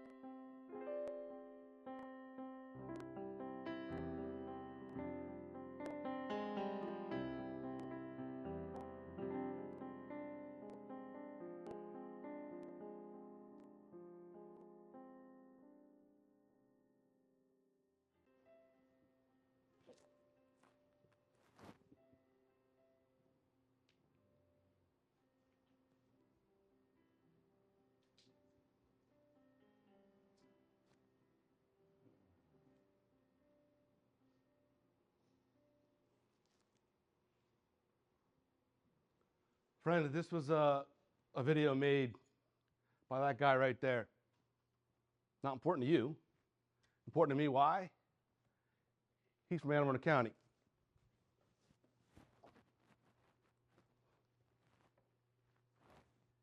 He is a young man who came from Suburban Park and made that video a long time ago. Why is that important? Because right now, I told you earlier, this is not Scared Straight. This is about everyday, real day. Yeah, I don't want you to drink and drive, but I also want you to know that you all mean something to everybody in this room. My team behind me, here for a reason. So I figured, let's get better. How can we convince our friends, our high school students, that they're enough, but there are resources out there for them when they may think they're not enough? There are those in this room who's going to affect a little more than others. I know who you are. My heart goes out to you. But I'm going to tell a story. It's a lie. I'm not telling a story. I have a friend, and I asked her to tell a story of my friend Eve. I met Eve Alexander last year. She sat in the back of the courtroom. Didn't happen. That was my plan. Jennifer, Eve's mom, was here, and she had a client for a program like this. Her client was one of the defendants who has a real case. And Jennifer and I met, and we had a moment, and we talked, and she said, you know what? I'm going to bring my daughter here. It's perfect. Can't wait to get my arms around her. I failed. I never got Eve in this room. The story I want to tell you about Eve, but I can't tell it. So I'm going to ask Jennifer to tell Eve's story to you, because it's an important story I want you all to hear. Jen, will you share Eve's story with us?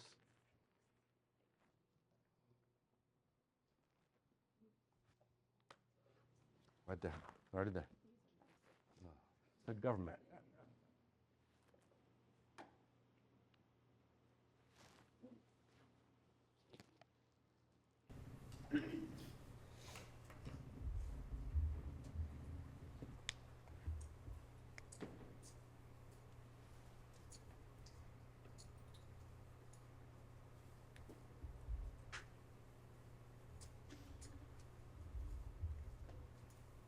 The story I'm here to tell you today is not my own.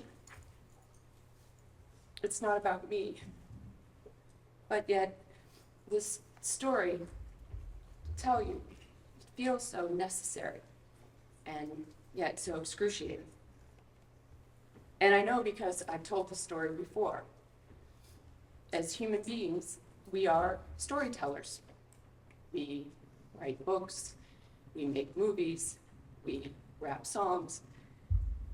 But I think I'm telling you this story because I'm looking for an alternate ending, a plot twist, some way that the story doesn't end the way that we know it does. Maybe a loophole. Or maybe if I finally get the story right, none of this would be happening. But that's logical thinking. And logic does not play any role in the story. On December 5th,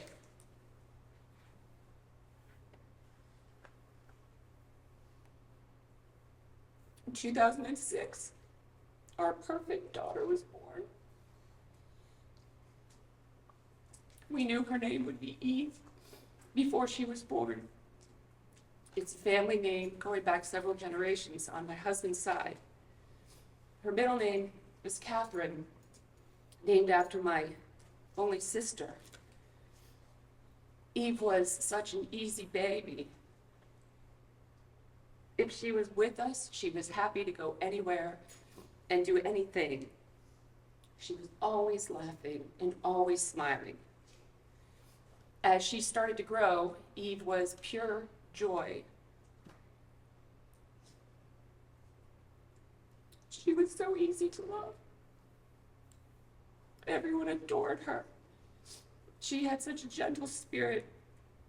Her kind heart was open to everyone, and she was so generous. She was involved with many different activities: dance, horseback riding, swimming, basketball, just to name a few. But what she really gravitated to, two things: animals and art. She was an incredibly talented artist from a very young age. Drawing, painting, sculpting, writing. She could do it all. But in addition to being this naturally gifted artist, Eve had an instinctive ability to love all animals, big or small, even insects, even spiders. It didn't matter. She loved them all equally. Being around animals gave Eve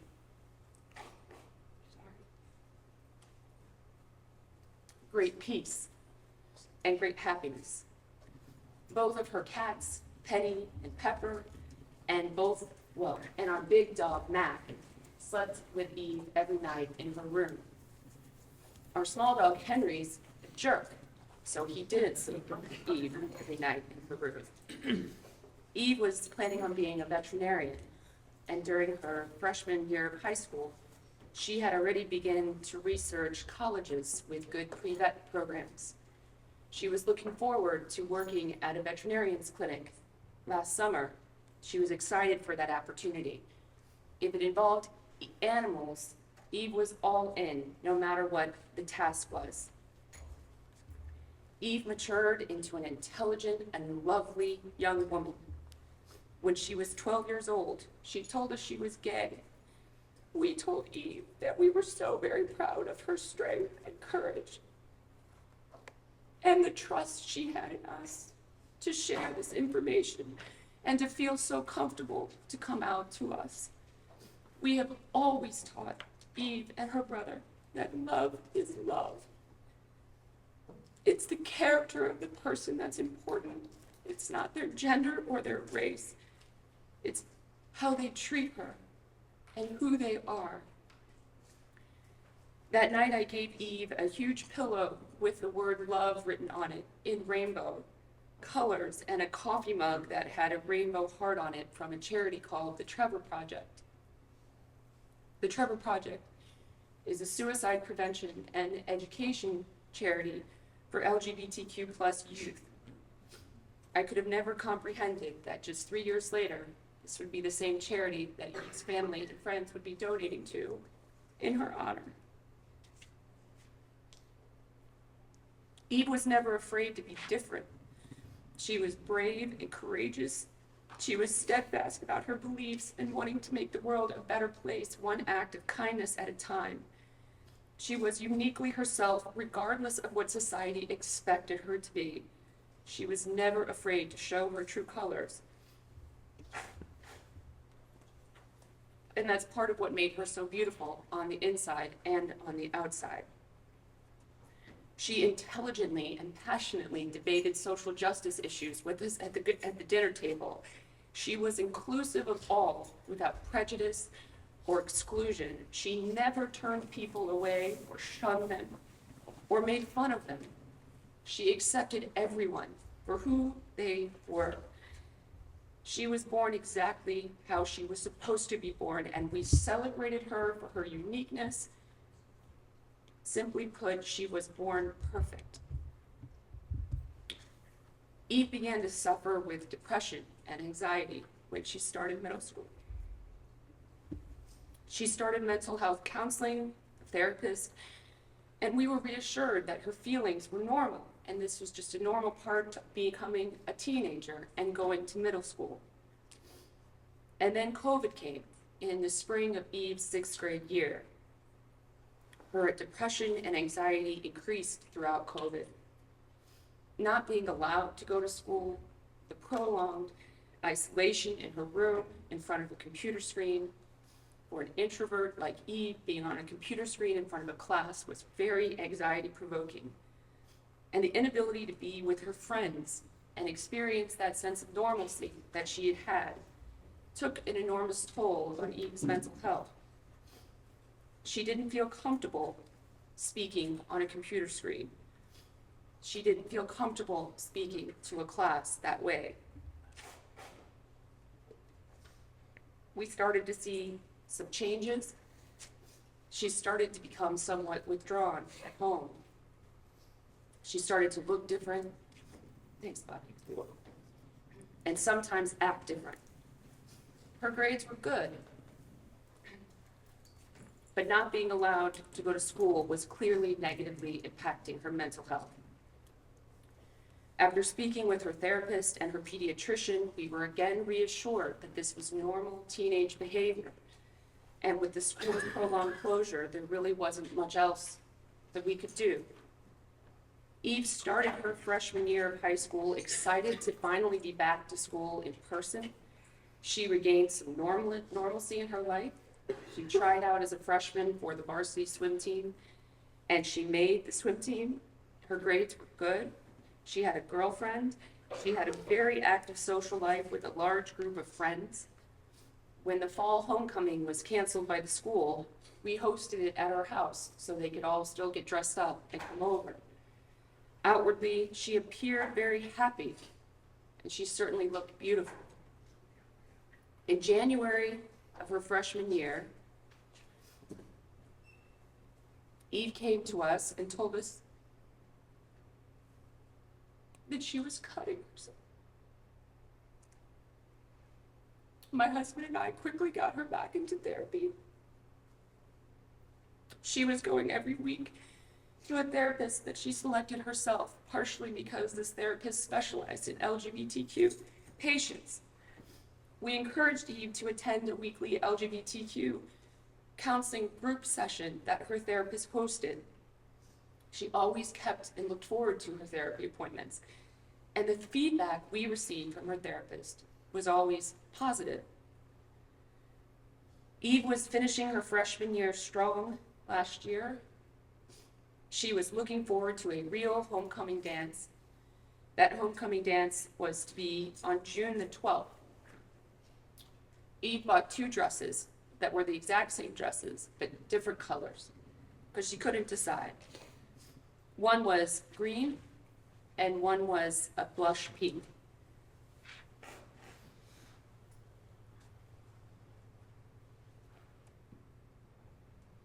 They both looked stunning on her. She was looking forward to the end of the school year and talked a lot about getting her first job now that she had turned 15. She had even planned a trip with a friend and their family for the end of June to the lake. My husband and I left for Europe on June the 2nd to celebrate our 20th wedding anniversary, which was just 4 days away. My mother came to our house to stay with Eve and our son, who was 17 at the time.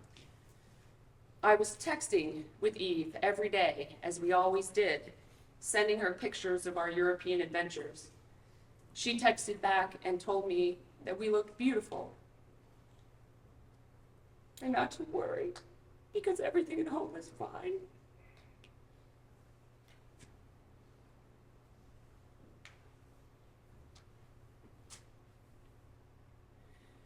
On Thursday, June 9th, about 1:30 time when we were in Europe, I got a phone call from our son. It was only 7:30 in the morning here in Annapolis. I answered my normal way. "Hey, buddy." He said, "Mom, something is wrong with Eve." I asked him what was wrong, and either he couldn't or he wouldn't say. He said, "The police are here." I was so confused, and my heart immediately started racing. A police officer got on the phone. He started asking me questions about Eve and her medical history. I could hear the urgency and the panic in his voice.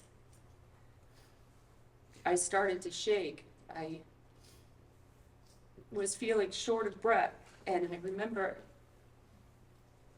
it's like the time stood still as I was trying to process what he was saying. I remember him saying, "The paramedics are working on her. She's in cardiac arrest."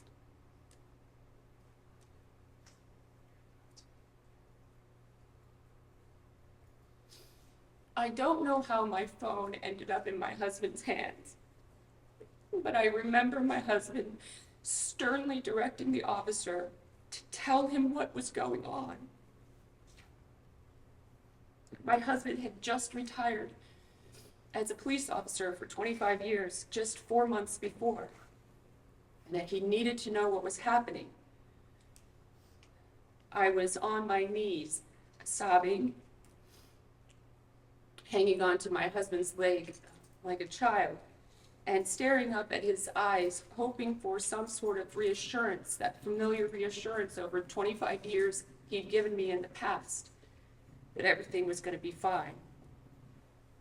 But after a few moments, my husband bent down to me and lifted me up to my feet and literally held me up. And in both a moment of absolute stunning disbelief and shock, he said to me, "Honey, she is gone. Eve is gone."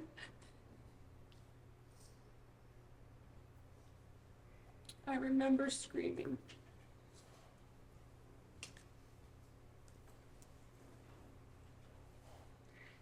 I remember screaming that the paramedics just needed to keep working on her, that they couldn't stop working on her. I remember screaming that she's fine, that she's going to be fine, they just needed to keep working on her.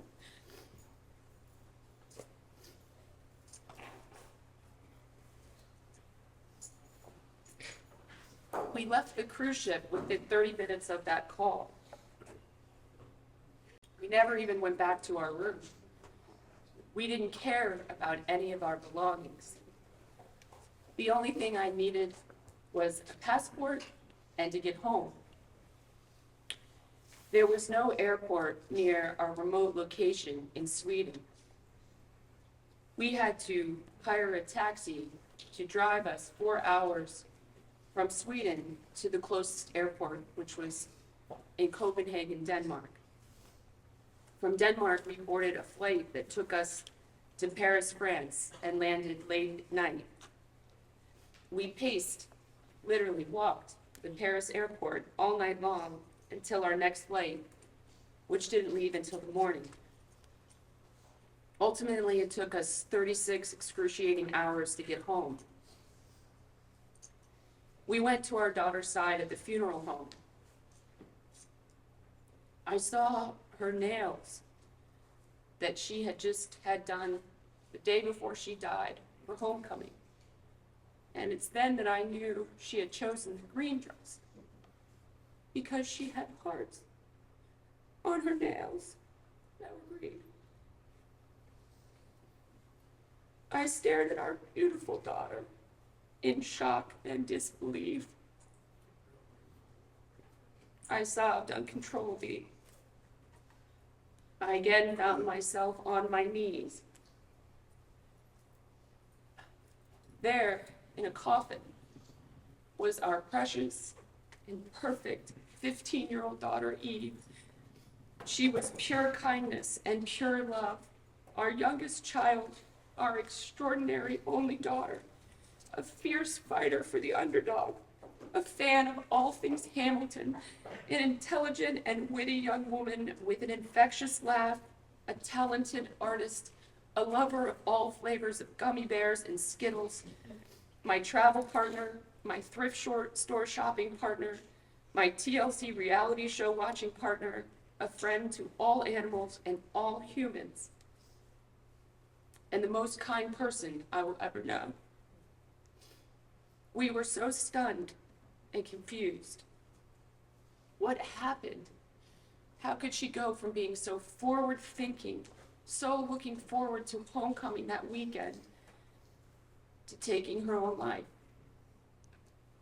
Soon after we arrived home, we learned that one of Eve's friends had attempted to take their life the night before Eve took her own. Thankfully, her friend lived, but was hospitalized. Within 24 hours of her friend's attempt, Eve did the same thing, but Eve died. I truly believe Eve did not want to die. She just didn't understand the finality She couldn't see through that one moment of darkness. She couldn't see that there was something on the other side of what she was feeling in that pain, in that moment. But that's one of the worst parts of depression, is it's so cunning and it's so manipulative. It makes you think there's nothing on the other side, when in fact there is. Depression also thoroughly convinces you that it will last forever. That's not true. We looked on her phone and realized that Eve was texting with her friends the night she took her life and was clearly very distraught about her friend's attempted suicide.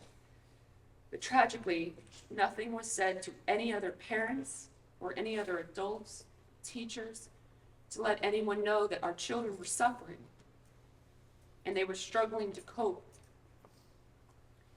We later learned that Eve's friends tried to call the suicide hotline the night that she died.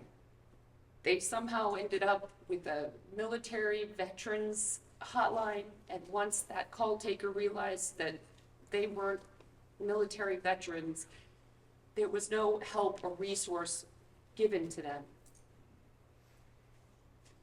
It was late in the evening as we're recreating through friends and text messaging. It was around 10 p.m. It was a school night, and everybody just went to bed. Her friends, one by one, just went to sleep, except Eve. She hung out downstairs for a little bit in the kitchen with our son. They were eating. She seemed fine. They were chatting.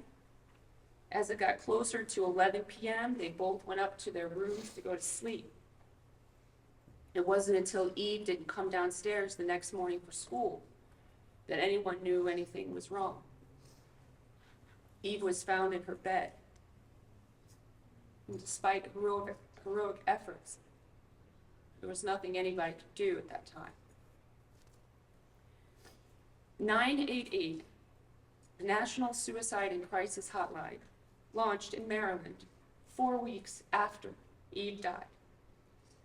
I believe if 988 were available that night, Eve's friends could have called, could have confidentially spoken with a trained mental health counselor and gotten her the help that she needed to just get through that one dark moment in time where her depression cruelly convinced her that there was no other side.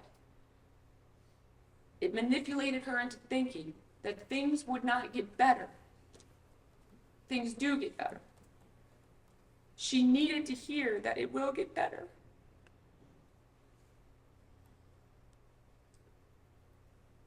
She needed to know that it's okay not to be okay. Eve's death has been a shock to the foundation of all that we thought we knew. Fundamental, simple things, like that my daughter would be with me for the rest of my life. It's forever altered the trajectory of our lives, and as you can see, we are still deeply grieving these 10 months and 4 days later. Life without Eve is a daily struggle. The misery lives in my bones.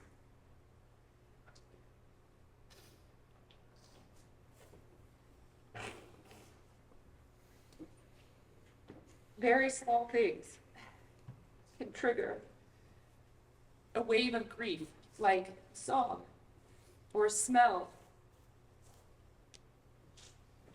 And within seconds, I'm transported back to that moment where, for me, time stood still, and I found myself on my knees as my world crashed around me. One thing grief does is it makes me want to make you understand. It makes me want to make you understand. But I realize, in fairness, you cannot fully understand. You will forget that my daughter died. And then you might remember, and then you'll forget again. I never forget. not 1 second of one day. We lost Eve on June 9th, 2022, and we have lost her every day since then. We lose her every time she's not at the dinner table. We lose her every time I open my eyes and realize she's not in our house. We lose her every time I go to the grocery store and I don't have to buy macaroni and cheese and copious amounts of rice. We lose her every time we say we're a party of 3 and not a party of 4 at a restaurant for dinner. We lose her every time I lie down in bed and can't sleep because I just am afraid I'm gonna forget what she sounded like. We lose her many times throughout every single day. In fact, normal life tasks often become in sharper focus. I should say sharper contrast because Eve's not here. I've learned that grief is not something you complete, rather it is something you endure. It's not something you can finish and move on from. It's something that becomes an element of who you are. And it forces you to see the world in a different way. We are continuing to learn how to live with the unimaginable. And not a moment in the day goes by where she is not desperately missed. Despite our profound grief, our beautiful daughter gives me the strength to be here to talk to you today. She fills my lungs with the air I need to send you this message in her honor. She is propelling me forward to tell you these things that I would instantly trade my own life to go back and say to her. It's okay not to be okay. It will get better. You are enough. The world needs you here. I need you here. Your family needs you here. If you or someone you know is in crisis, tell them these things. Tell them these things, and then please tell a parent, tell a teacher, tell a counselor, tell a police officer, tell a neighbor, tell anyone that can help your friend or loved one get through that moment in time when they feel like there is nothing on the other side. Tell someone so that they can help get through the darkness.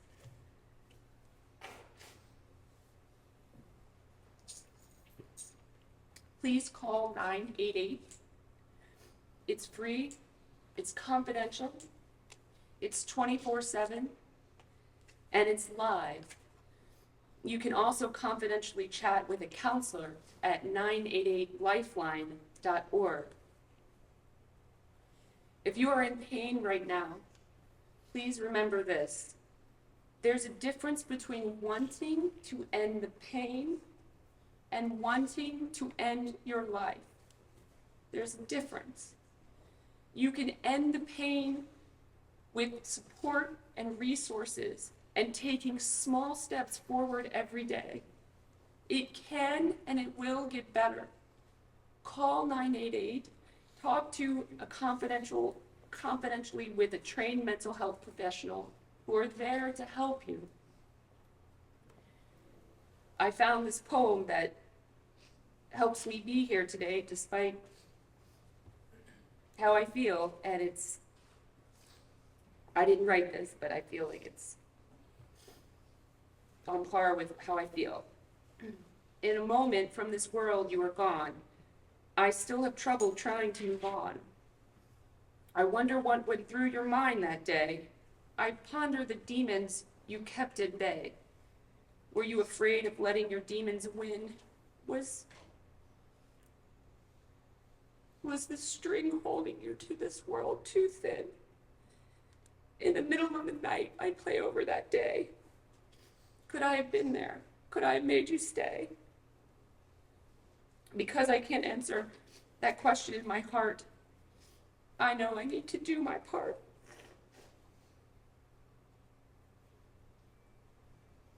So your story I tell far and wide. Because if I can help keep even one child by their parents' side, then your memory lives on, even though, my beautiful daughter, you are gone. I wish all of you could have met Eve. I wish you could have known her. I wish you could have experienced the light and the joy that she brought to this world. I have no doubt that Eve is taking care of all of the animals in heaven. They need her. But we needed her too. And your friends and family need you. In honor of Eve and to ensure that her beautiful spirit lives on, please always remember that no matter how dark it gets, the sun will rise again. It's okay not to be okay. It will get better. You are enough. The world needs you here. Your family needs you here. And I need you here. Thank you.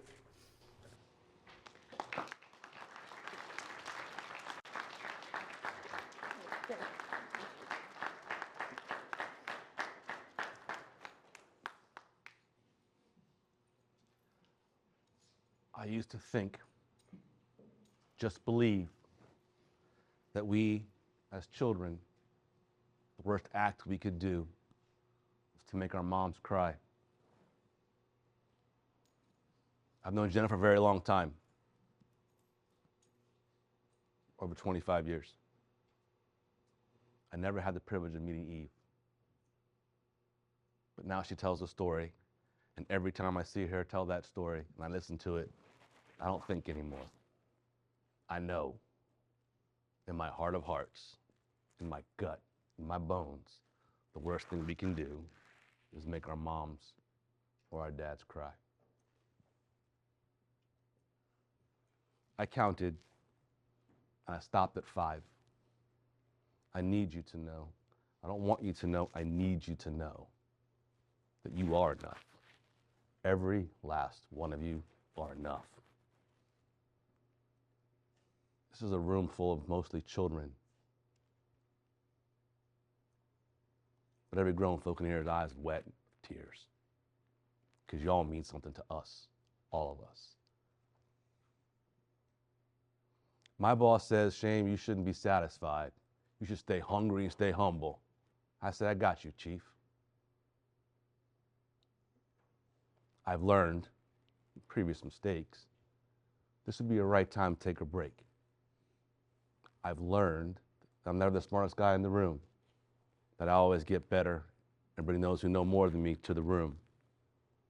Important to you because when you leave this courtroom, take a break momentarily, the bathroom's down the hall. On your way out, you can pass some friends of mine, some trained professionals, mental health professionals, counselors and therapists who are here if you just want to say hello. If you're having a moment, you need a second to walk down the hall with you, walk outside with you, they're going to talk to you if you need to. If you need more tissues, they're available. This was deep. I know that. I own that. But more importantly, this is important. Jennifer said it.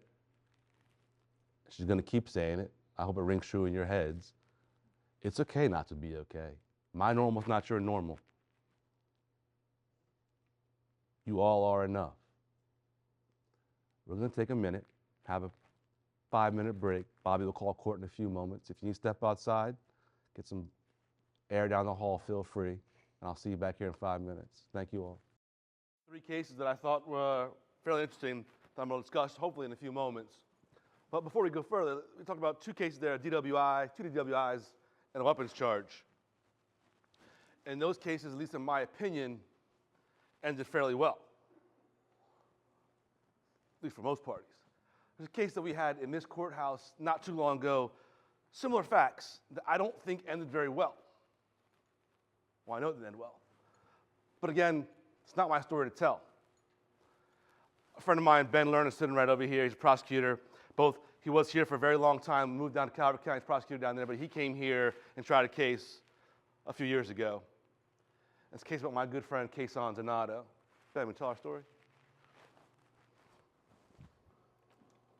Good morning, everybody. So, like Judge Ben said, I'm a prosecutor, and I did have this case a real case that happened in this courthouse in this county in front of Judge Spencer, and so he's asked me just to come back to tell you guys about the case in the hopes that you guys can learn from it and sort of see what happens in the real world. So I'm just going to introduce you to some of the individuals that were involved with the case. This is Ryan Jeffries. You're going to hear more about him as we talk about this case, but Ryan grew up in Anne Arundel County. He went to South River. I think South River's here today.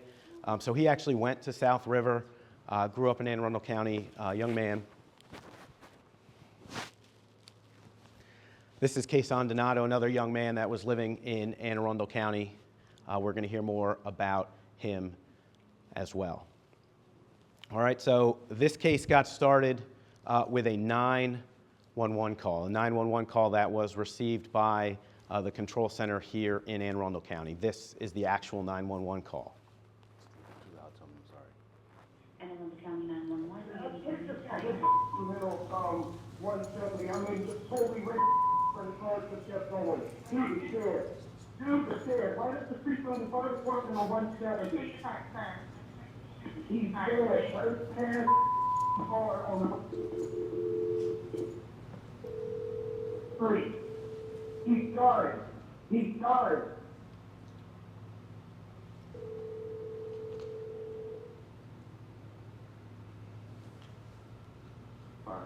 Yeah, a kid just got hit. We literally just got raped in the middle 170, right up past the bar, 90 on the right hand side. Kid just got ran over and the car just fell. It's literally on the right hand side across from the trailer park. Across from trailer park on 170 past the fire station. On 170, headed up towards Overton on the right hand side of the oh my God. What's the closest intersection? There's no intersection. He was literally out in the middle of the road. I went past, and I happened to see him, and all of a sudden the car was coming up behind me and ran him right over. Okay, is it near Florida Avenue? He's way before Florida Avenue. I kept coming because I didn't see what was going on. What's the intersection where he was? Oh my God, he was laying way up road where 90 bar is, the bar 90. What? 90, the bar on 170. Okay, what's the intersection, sir? There is no intersection. What's the closest intersection? It's just, where's the closest intersection? Maybe wherever the fire station was. I don't know. Virginia Avenue. I'm getting ready to turn around and come back. Oh my God. I live right up the street. I'm turning around and coming back. Okay. Oh.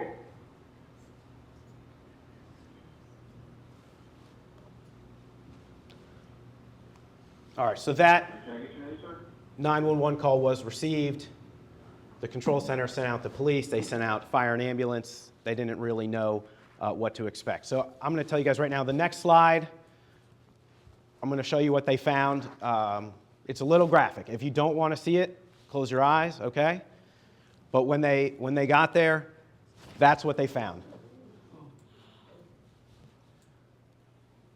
Now, I don't know if you guys remember that second slide, the young man, a couple years older than you, holding a young child, Cason Donato. That is Cason Donato. That's how they found him. Now, what they didn't find was the car that hit him. The driver wasn't there. There were pieces of a car. There were pieces of a vehicle. And the police tracked that vehicle down, found that it was registered, who the registered owner was, went to that individual's house, and found him. Now, that person was Ryan Jeffries, the gentleman from the first slide, the kid who grew up in Anne Arundel County, who went to South River. And the police found him. They spoke with him. They found that he had been drinking. And he was arrested. Right? So this was just a normal guy, a normal kid that grew up in Anne Arundel County, had never been in trouble, goes out, has some drinks, makes one choice to drive home, and he's killed somebody. And now he's facing serious, serious criminal charges for that because of one decision that he made. So Mr. Jeffries hired a lawyer. He hired one of the best lawyers in this state to defend him. We came into court. We had a trial. All the witnesses testified. And Ryan Jeffries was found guilty. So there's Ryan sitting there in the courtroom, now found guilty of these serious charges that could see him spend years of his life in prison. He already has to live with the fact that he's killed somebody, and now he's facing the possibility of sitting in a jail cell or a prison cell for who knows how long. Right? And so at that point, the decision's up to Judge Spencer at that point. I get up He's there. where he belongs. Where he belongs, in jail. I get up there as the state's attorney, as the prosecutor, and I get to give my side and tell the judge what I think is an appropriate punishment. Mr. Jeffries' lawyer has the opportunity to do the same, to stand up and talk to Judge Spencer and tell Judge Spencer about all the great things that Ryan did in his life before this incident, that it's an isolated incident. Mr. Jeffries, when you're charged, when you're being sentenced as the defendant, you always have the right to talk to the judge as well. But at the end of it all is Judge Spencer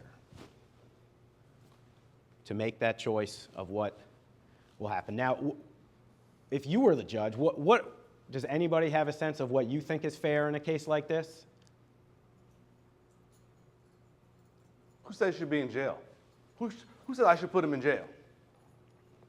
You're daggone right. Ben, Mr. Lerner did say put him in jail. His lawyer stood up and said, don't put him in jail.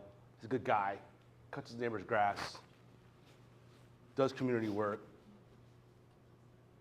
graduated South River, went to college, graduated college. I mean, this lawyer laid out this thing. This dude was doing things work. I'm like, that's impressive. But what I'm looking at is a picture of Quezon Donato. And I agree with Ryan. Sorry, not with Ryan, with Ben. That Ryan Jeffries should go to jail. I don't know if you all noticed, you probably didn't because you're not in my courtroom enough, but I sent that young lady to jail a minute ago. And my bailiff knew before you did that she's going to go to jail. Watch, it's magic. It's magic. Watch this. Where's Mike Creek? Creek's in the back. Look at Mike. Look. Look, one from the front, one from the back. It's all right. No one's going to jail. I tap my ring. They know someone's going to jail. I tap it. They come. They're going to put whoever's standing there in jail. I tapped it. I tapped my ring, and Mike and Creek came to put Ryan in handcuffs because during the trial he's not in cuffs. And then something happened. I don't know what you call it. I don't know how you describe it. In our system of jurisprudence, the state has the burden. Before someone goes to jail, the defendant, the person charged, has the absolute last word to tell the judge what he or she thinks the judge should do. And Ryan and his lawyer spoke. Then this woman stood up in the back of the courtroom. I'm already getting emotional. And said, wait, I want to say something. Who are you? It was Quezon's mom. Quezon's mom stood up and said, I need to tell you something. You know what she said? You know what she said? I don't want to tell you. Let's ask her. Monica. Monica Donato is here. She's Quezon's mom. She's the mother of the young man you saw on the first slide. She's the mother of the young man you see on all three of these slides. And her grandson. And she stood up did something that I've never, in my 25 some odd years of practicing law, seen anybody ever do. She asked me not to put the man in jail. Why? Tell our friends. And good morning, I'm sorry. Good afternoon, you're late. I apologize. I made a mistake, and I apologize to you too. Good afternoon, everyone. As I sat through the trial, yes, I was angry, I was hurt. Could you imagine walking in a trial, seeing your son on a screen, and those are the last images that you will see of your son, and it will resonate with you for the rest of your life. And as my husband and I, and Kayson's fiance, and her friend sat in the back of the courtroom, I could not take my eyes off of Ryan's mother, who sat on the left side, probably praying to God that her son, or that we, Judge Spencer, find mercy to not send him to jail. And I couldn't imagine her losing her son. He's absolutely wrong. He is. He absolutely hurt my family. But more importantly, my grandson was 9 months old when his father passed away. And he's now 8. He's 8. And all I could think about was his mother.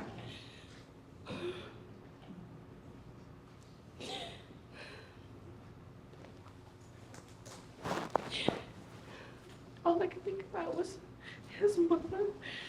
Thank you. Losing her son and going through.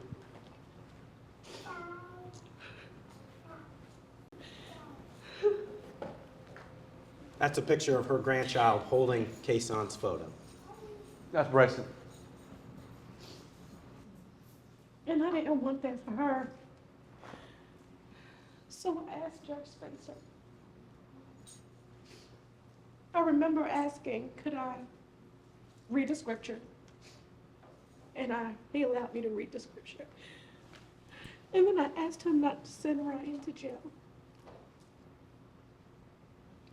And then I asked if I could hug him.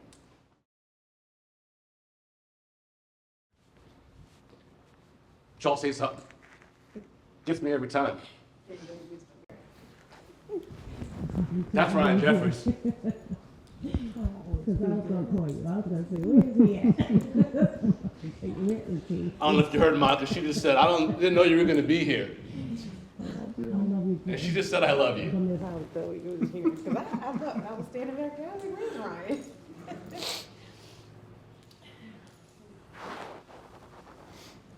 That's magic. Doesn't happen very often. Well, frankly, that never happens. And when Ryan and Monica hugged in my courtroom, I knew right then what I had to do. She stood up at that point after hugging Ryan and begged Judge Spencer, not asked, she put it politely, she begged Judge Spencer, don't put this man in jail. We got to do something to stop this from happening again. We can't let this happen anymore. Ryan, Tom, what's going through your mind when Monica was doing this, man? Guys, what I did was wrong, right? You saw what happened. Everything that happened there was wrong, right? There was no gray area. It was black and white, right? I was wrong. Everything that I did that night was a terrible decision, and I killed someone. I killed this woman's son. He's dead. I know that he's not coming back, right? To have someone have the faith and the humility and the ability to forgive the person who took their son's life from this world. It was a surreal moment that you just can't believe. And I truly believe that the love that this woman has in her heart is greater than anything else in this world. She's like another mother to me, to the man who took her son. I want you to just try to think about that. Think about what she did the sacrifice, the awful hurt and awfulness that I put her through. And she had the grace and the humility and the love to have mercy on me and on my mom, so that she wouldn't have to go through what she has gone through and goes through every single day of her life. I love her. Not just every single day does Monica miss Kason, but every time that I ask to put this show together, Monica drives from New Jersey on her own time and dime with her husband, sit in the back of the courtroom. She sees that photo every single time. And I say, Monica, Ben will pull it out. We can pull it out. She said, no, the kids need to see it. You heard Ryan went to South River. I'll take you a step further. Ryan met that man over there some 20-odd years ago because Judge Mallory stood in here and did schools in court, and Ryan sat in the pews where you sat. I don't minimize what Judge Mallory did that day, but Judge Mallory will tell you he's never seen, never had the grace and courage of a mom like this. True, Judge? True. This is the magic that I can't make up. This is the magic that happens only in this courtroom when you have the privilege of seeing a Monica Donato and a Ryan Jeffries come together. Ben was adamant. That dude needs to go to jail, Judge. Not now, yesterday, and for a very long time. And I agree. And Ryan did sit in jail for a minute, and then a minute longer. People always want to ask Ryan, well, how long were you in jail? Too daggone long. I let him out. I own that. Because of her. The grace, the love, the humility. So look, Ryan is you. He went to South River. He sat in this courtroom for schools in court, and he did everything in his life right. He was never in trouble. He graduated from a good college, got a good job, did great things for this country. He's a good guy. He's you. But his life could have been over, could have been defined by what he did. Well, he has to live with the rest of his life knowing that he killed someone, that he killed her son. He's got to live with that. And he could have, and frankly, he probably should have been in prison for a long time. And he is you. So it doesn't matter. You made every right decision in your life up until that one point where you don't, and then it's gone. Only takes one bad choice, one bad night. You take someone's life, or you lose your own. I can promise you, there will never be a time in my belief, in my life, that a woman like this will stand up and ask me not to send her son's murderer to jail. Never gonna happen again. I've never seen it. I've never heard about it. I can promise that if you kill somebody or someone you know kills somebody, that person's mom will not be Monica Donato. It's just not gonna happen. I asked you earlier at the beginning of this program, if you remember, to compete. I still compete. Judge Mallory started this program. He's the father of this program. This is his program. Here's a name, his plaque is out there, his picture's out there. I don't care. I want to be better. I want to be better. And you have made it better. And if I can get better by changing your lives, touching your lives, asking, I'm not making Monica come here, I beg her to come here. Ryan is no longer on probation to me. We've separated our ways legally. Is he a friend of mine? You're absolutely daggone right. He made a mistake. This kid's still owning the mistake, and he's making it right by you. Coming here and doing this. I beg you, make a good choice. Before you leave here, if you want to shake my hand and my team members' hands, we'll do that. You have teachers who have my email. You can ask me, I will email you my number. I will come get you. I will come get you. I'll talk to your parents for you. I'll send Bobby to get you. I'll tell Creek, put your handcuffs away. I'll do something for you. Oh, no. You're having a bad day, a bad moment. I'll just come. We can sit silently and do nothing and just be together. I don't care. But I'm that passionate about it. Everybody who's on this side of the well, and here, right, my well, we all live here. We grew up here, we work here, we eat here, we play here, but most importantly, we care about you. If we touch one of your lives, we win. You spread the word back to your schools, I'm a hero. You make a choice one day, one night, based on what you saw or heard today, God bless my team. These folks do it for you. They're not getting paid to be here. They're doing it for you. This is important to us. Monica's still here. Ryan's right here next to me. So is Ben. And my entire team's in the well. We're getting short on time. So before I let you leave, do you want to ask any of my team a question? My lawyers, come on over, Tiffany, Ryan. Thank you, Kate. They're here to answer any questions for you about anything that happened today, what transpired. This is your time. Pick their brains, ask them questions, ask them what they do, figure it out. If you want to follow or shadow them or anybody in this building, it's your opportunity. Outside this building, it's your opportunity to do so. Yes? How did you get your job? How did I get my job? I went to law school. Obviously, I'm a lawyer. I law clerked in Baltimore City, and from law clerk, I got hired in Baltimore City, and I worked there for 20 years. And then I transferred over to Anne Arundel County. So honestly, just job interviews and applying. Internships, I can't say enough about. I think internships are really important. And if you're lucky enough to be a law clerk somewhere, that usually gives you a foot in the door. You compete. You can come sit and shout. Anyone of these people up here? Yes? No questions silly in my world. Do I have handcuffs? I do not have handcuffs, but in the back of the room is Creek. On your way out, ask, he'll put you in cuffs. It's not fun, but he'll put you in cuffs. Yeah, okay. Yeah, okay. Yes, ma'am. Ashley, I'm sorry, Ashley. Hi, I'm just wondering, like, how did you get to be a nurse in, like, the law? I'm here because Judge Spencer asked me to be here. This is my dad. If you need a ride, you can call him.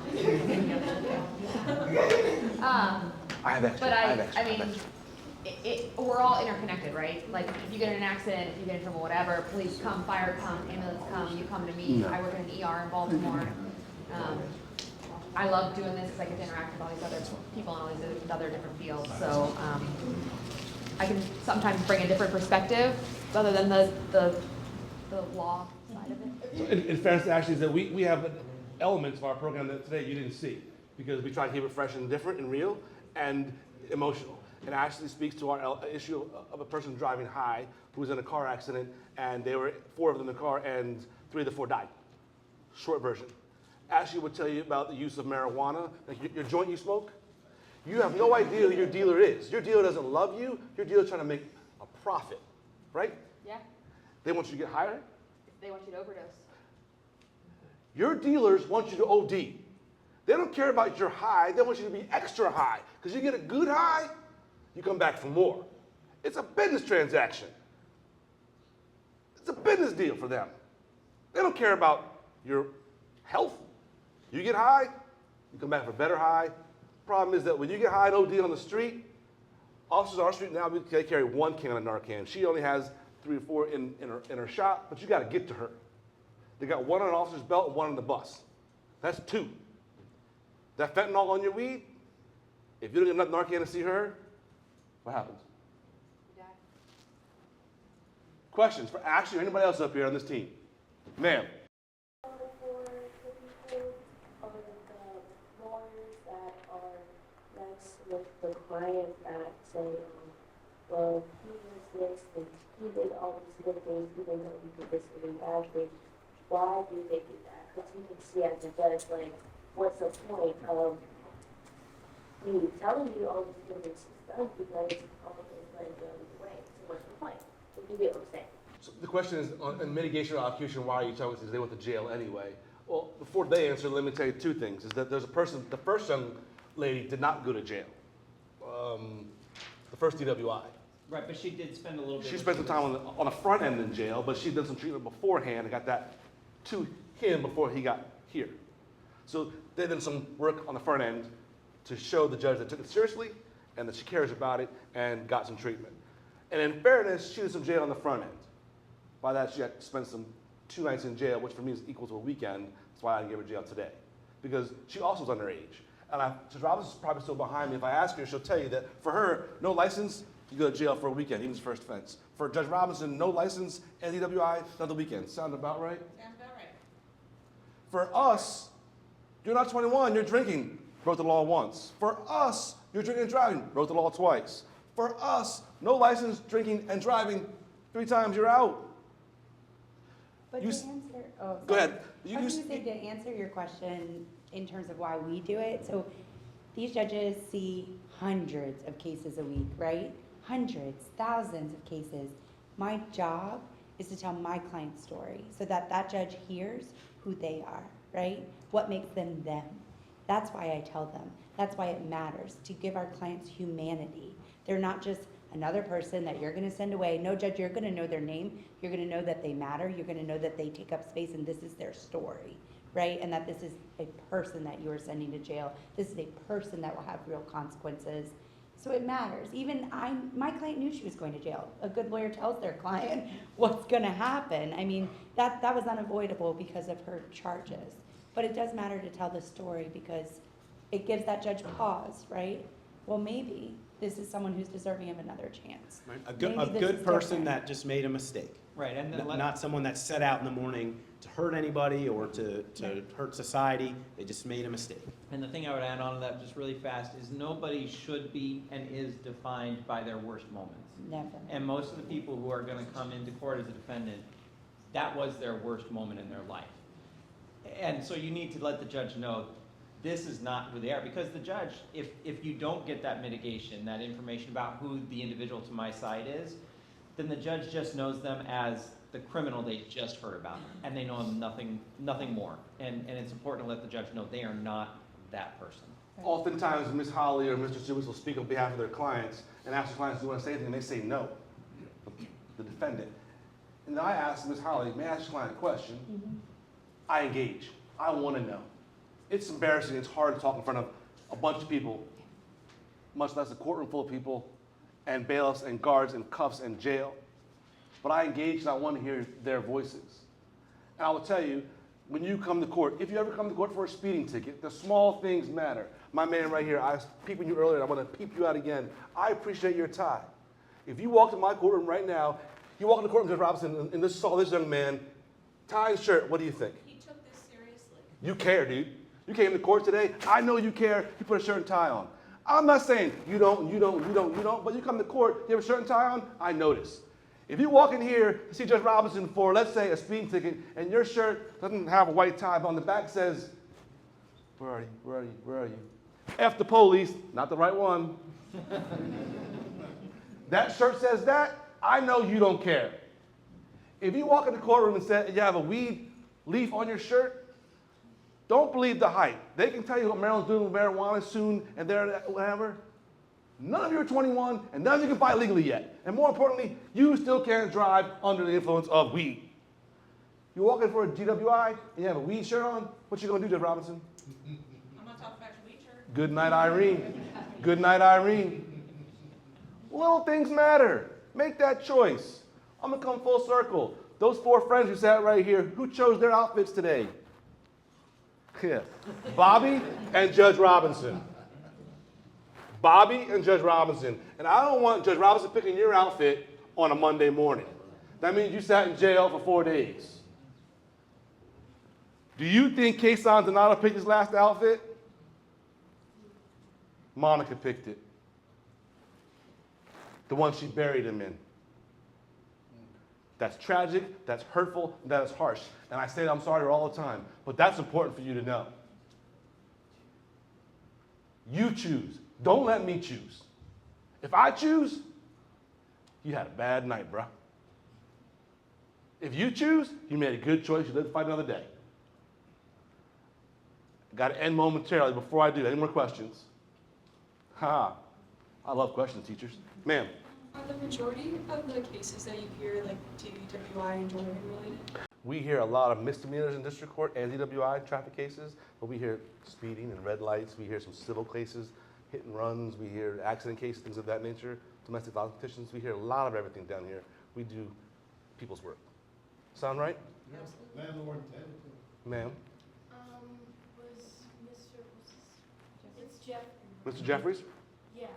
Were you charged with a hit and run by any chance? I was a hit and run, a DUI, leaving the scene of an accident, yep. And murder. Oh, yeah, that one, yeah. In the back, in the hood. I see you. Who? This guy? That's Mike. He keeps you safe and me safe. He's the bailiff in the front. There's two in the back, always in the back. Under their blue coats, they have ties on them, they have cuffs, and they have a gun on their belt. Their job is to make sure when you come in the building, you have no knives, no guns, no weapons, no mace, no drugs, no alcohol. And when you're in this courtroom, you have to be safe. That's their job. They want to say that they're trying to keep me and Jeff Robinson safe. That's not true. Their job is to keep y'all safe. Ma'am. To that question, for becoming a police officer, I guess, in a law setting, do you have to go through law school, or do you just have to go through your training? To be a police officer or a lawyer? Police officer in like the law. Like a bailiff. Most of the bailiffs in the courtroom are retired police officers from some agency. Right, Mike? Right. And Mike was a police officer, and he went to the police academy. In Maryland, you have to be 21 to possess that gun and have a gun, but you can go to the academy younger, and then when you're 21, you have a gun. But once you're in the academy, become an officer, you're sworn in, hit the road, protect and serve.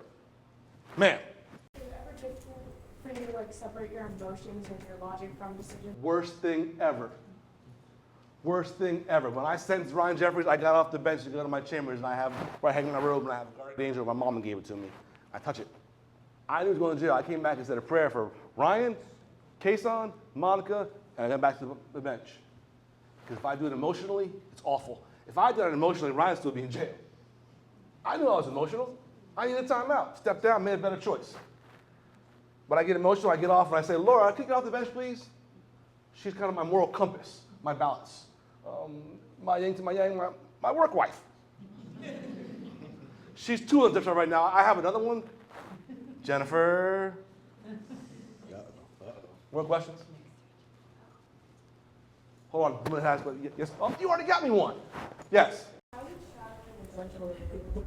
How would it work? First off, you gotta compete. You gotta win. Front runner right here. Get in the game, baby, get in the game.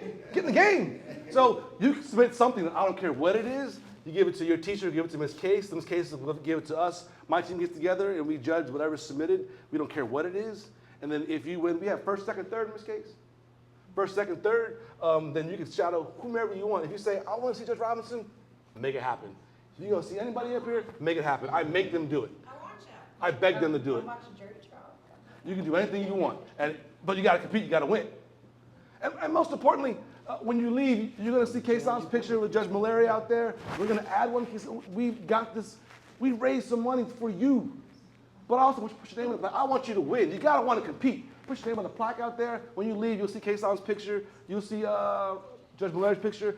Compete. I'm short on time. Normally, I leave right here. We all meet me out front. Go ahead. So I'm going to send my team out front. On your way out, I invite you to see them, speak to them. Jen, thank you.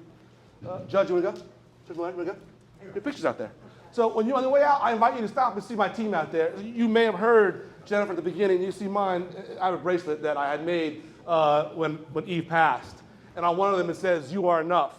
And on the back side it says, "Eve 988." It's a suicide hotline. I got one for you. Other one says, "It's okay not to be okay." Other side says, "Eve 988, suicide hotline for you." I want you to spread the word. It wasn't until after Eve passed that this hotline became available. Important to me. I have stickers out there that says, "You're important. I want to see you tomorrow." I have one on my laptop and my water bottle. That's for you. I also did this on purpose. My team's out there. They're going to spread apart and give you a bracelet and a band, but you can speak to them privately, say hi, say hello. I have a crisis team out there just because they're cool to me, and they always make me feel better. Jen Corbin, she kind of runs that thing. I call her when I have a bad moment, and she's here with her team. You want to talk to them about anything in the world? They're there for you. We are here for you because we love you. You are all enough. My word is my bond. Ask somebody for it, I'll give you my number. I'll be out there in a minute. Call me. I'll come get you. I'll call your parents, call your teacher, whoever it is. I'll be there for you. Hey, y'all. It's my pleasure. It's my honor. I appreciate y'all. Have a great day, all right? See y'all soon.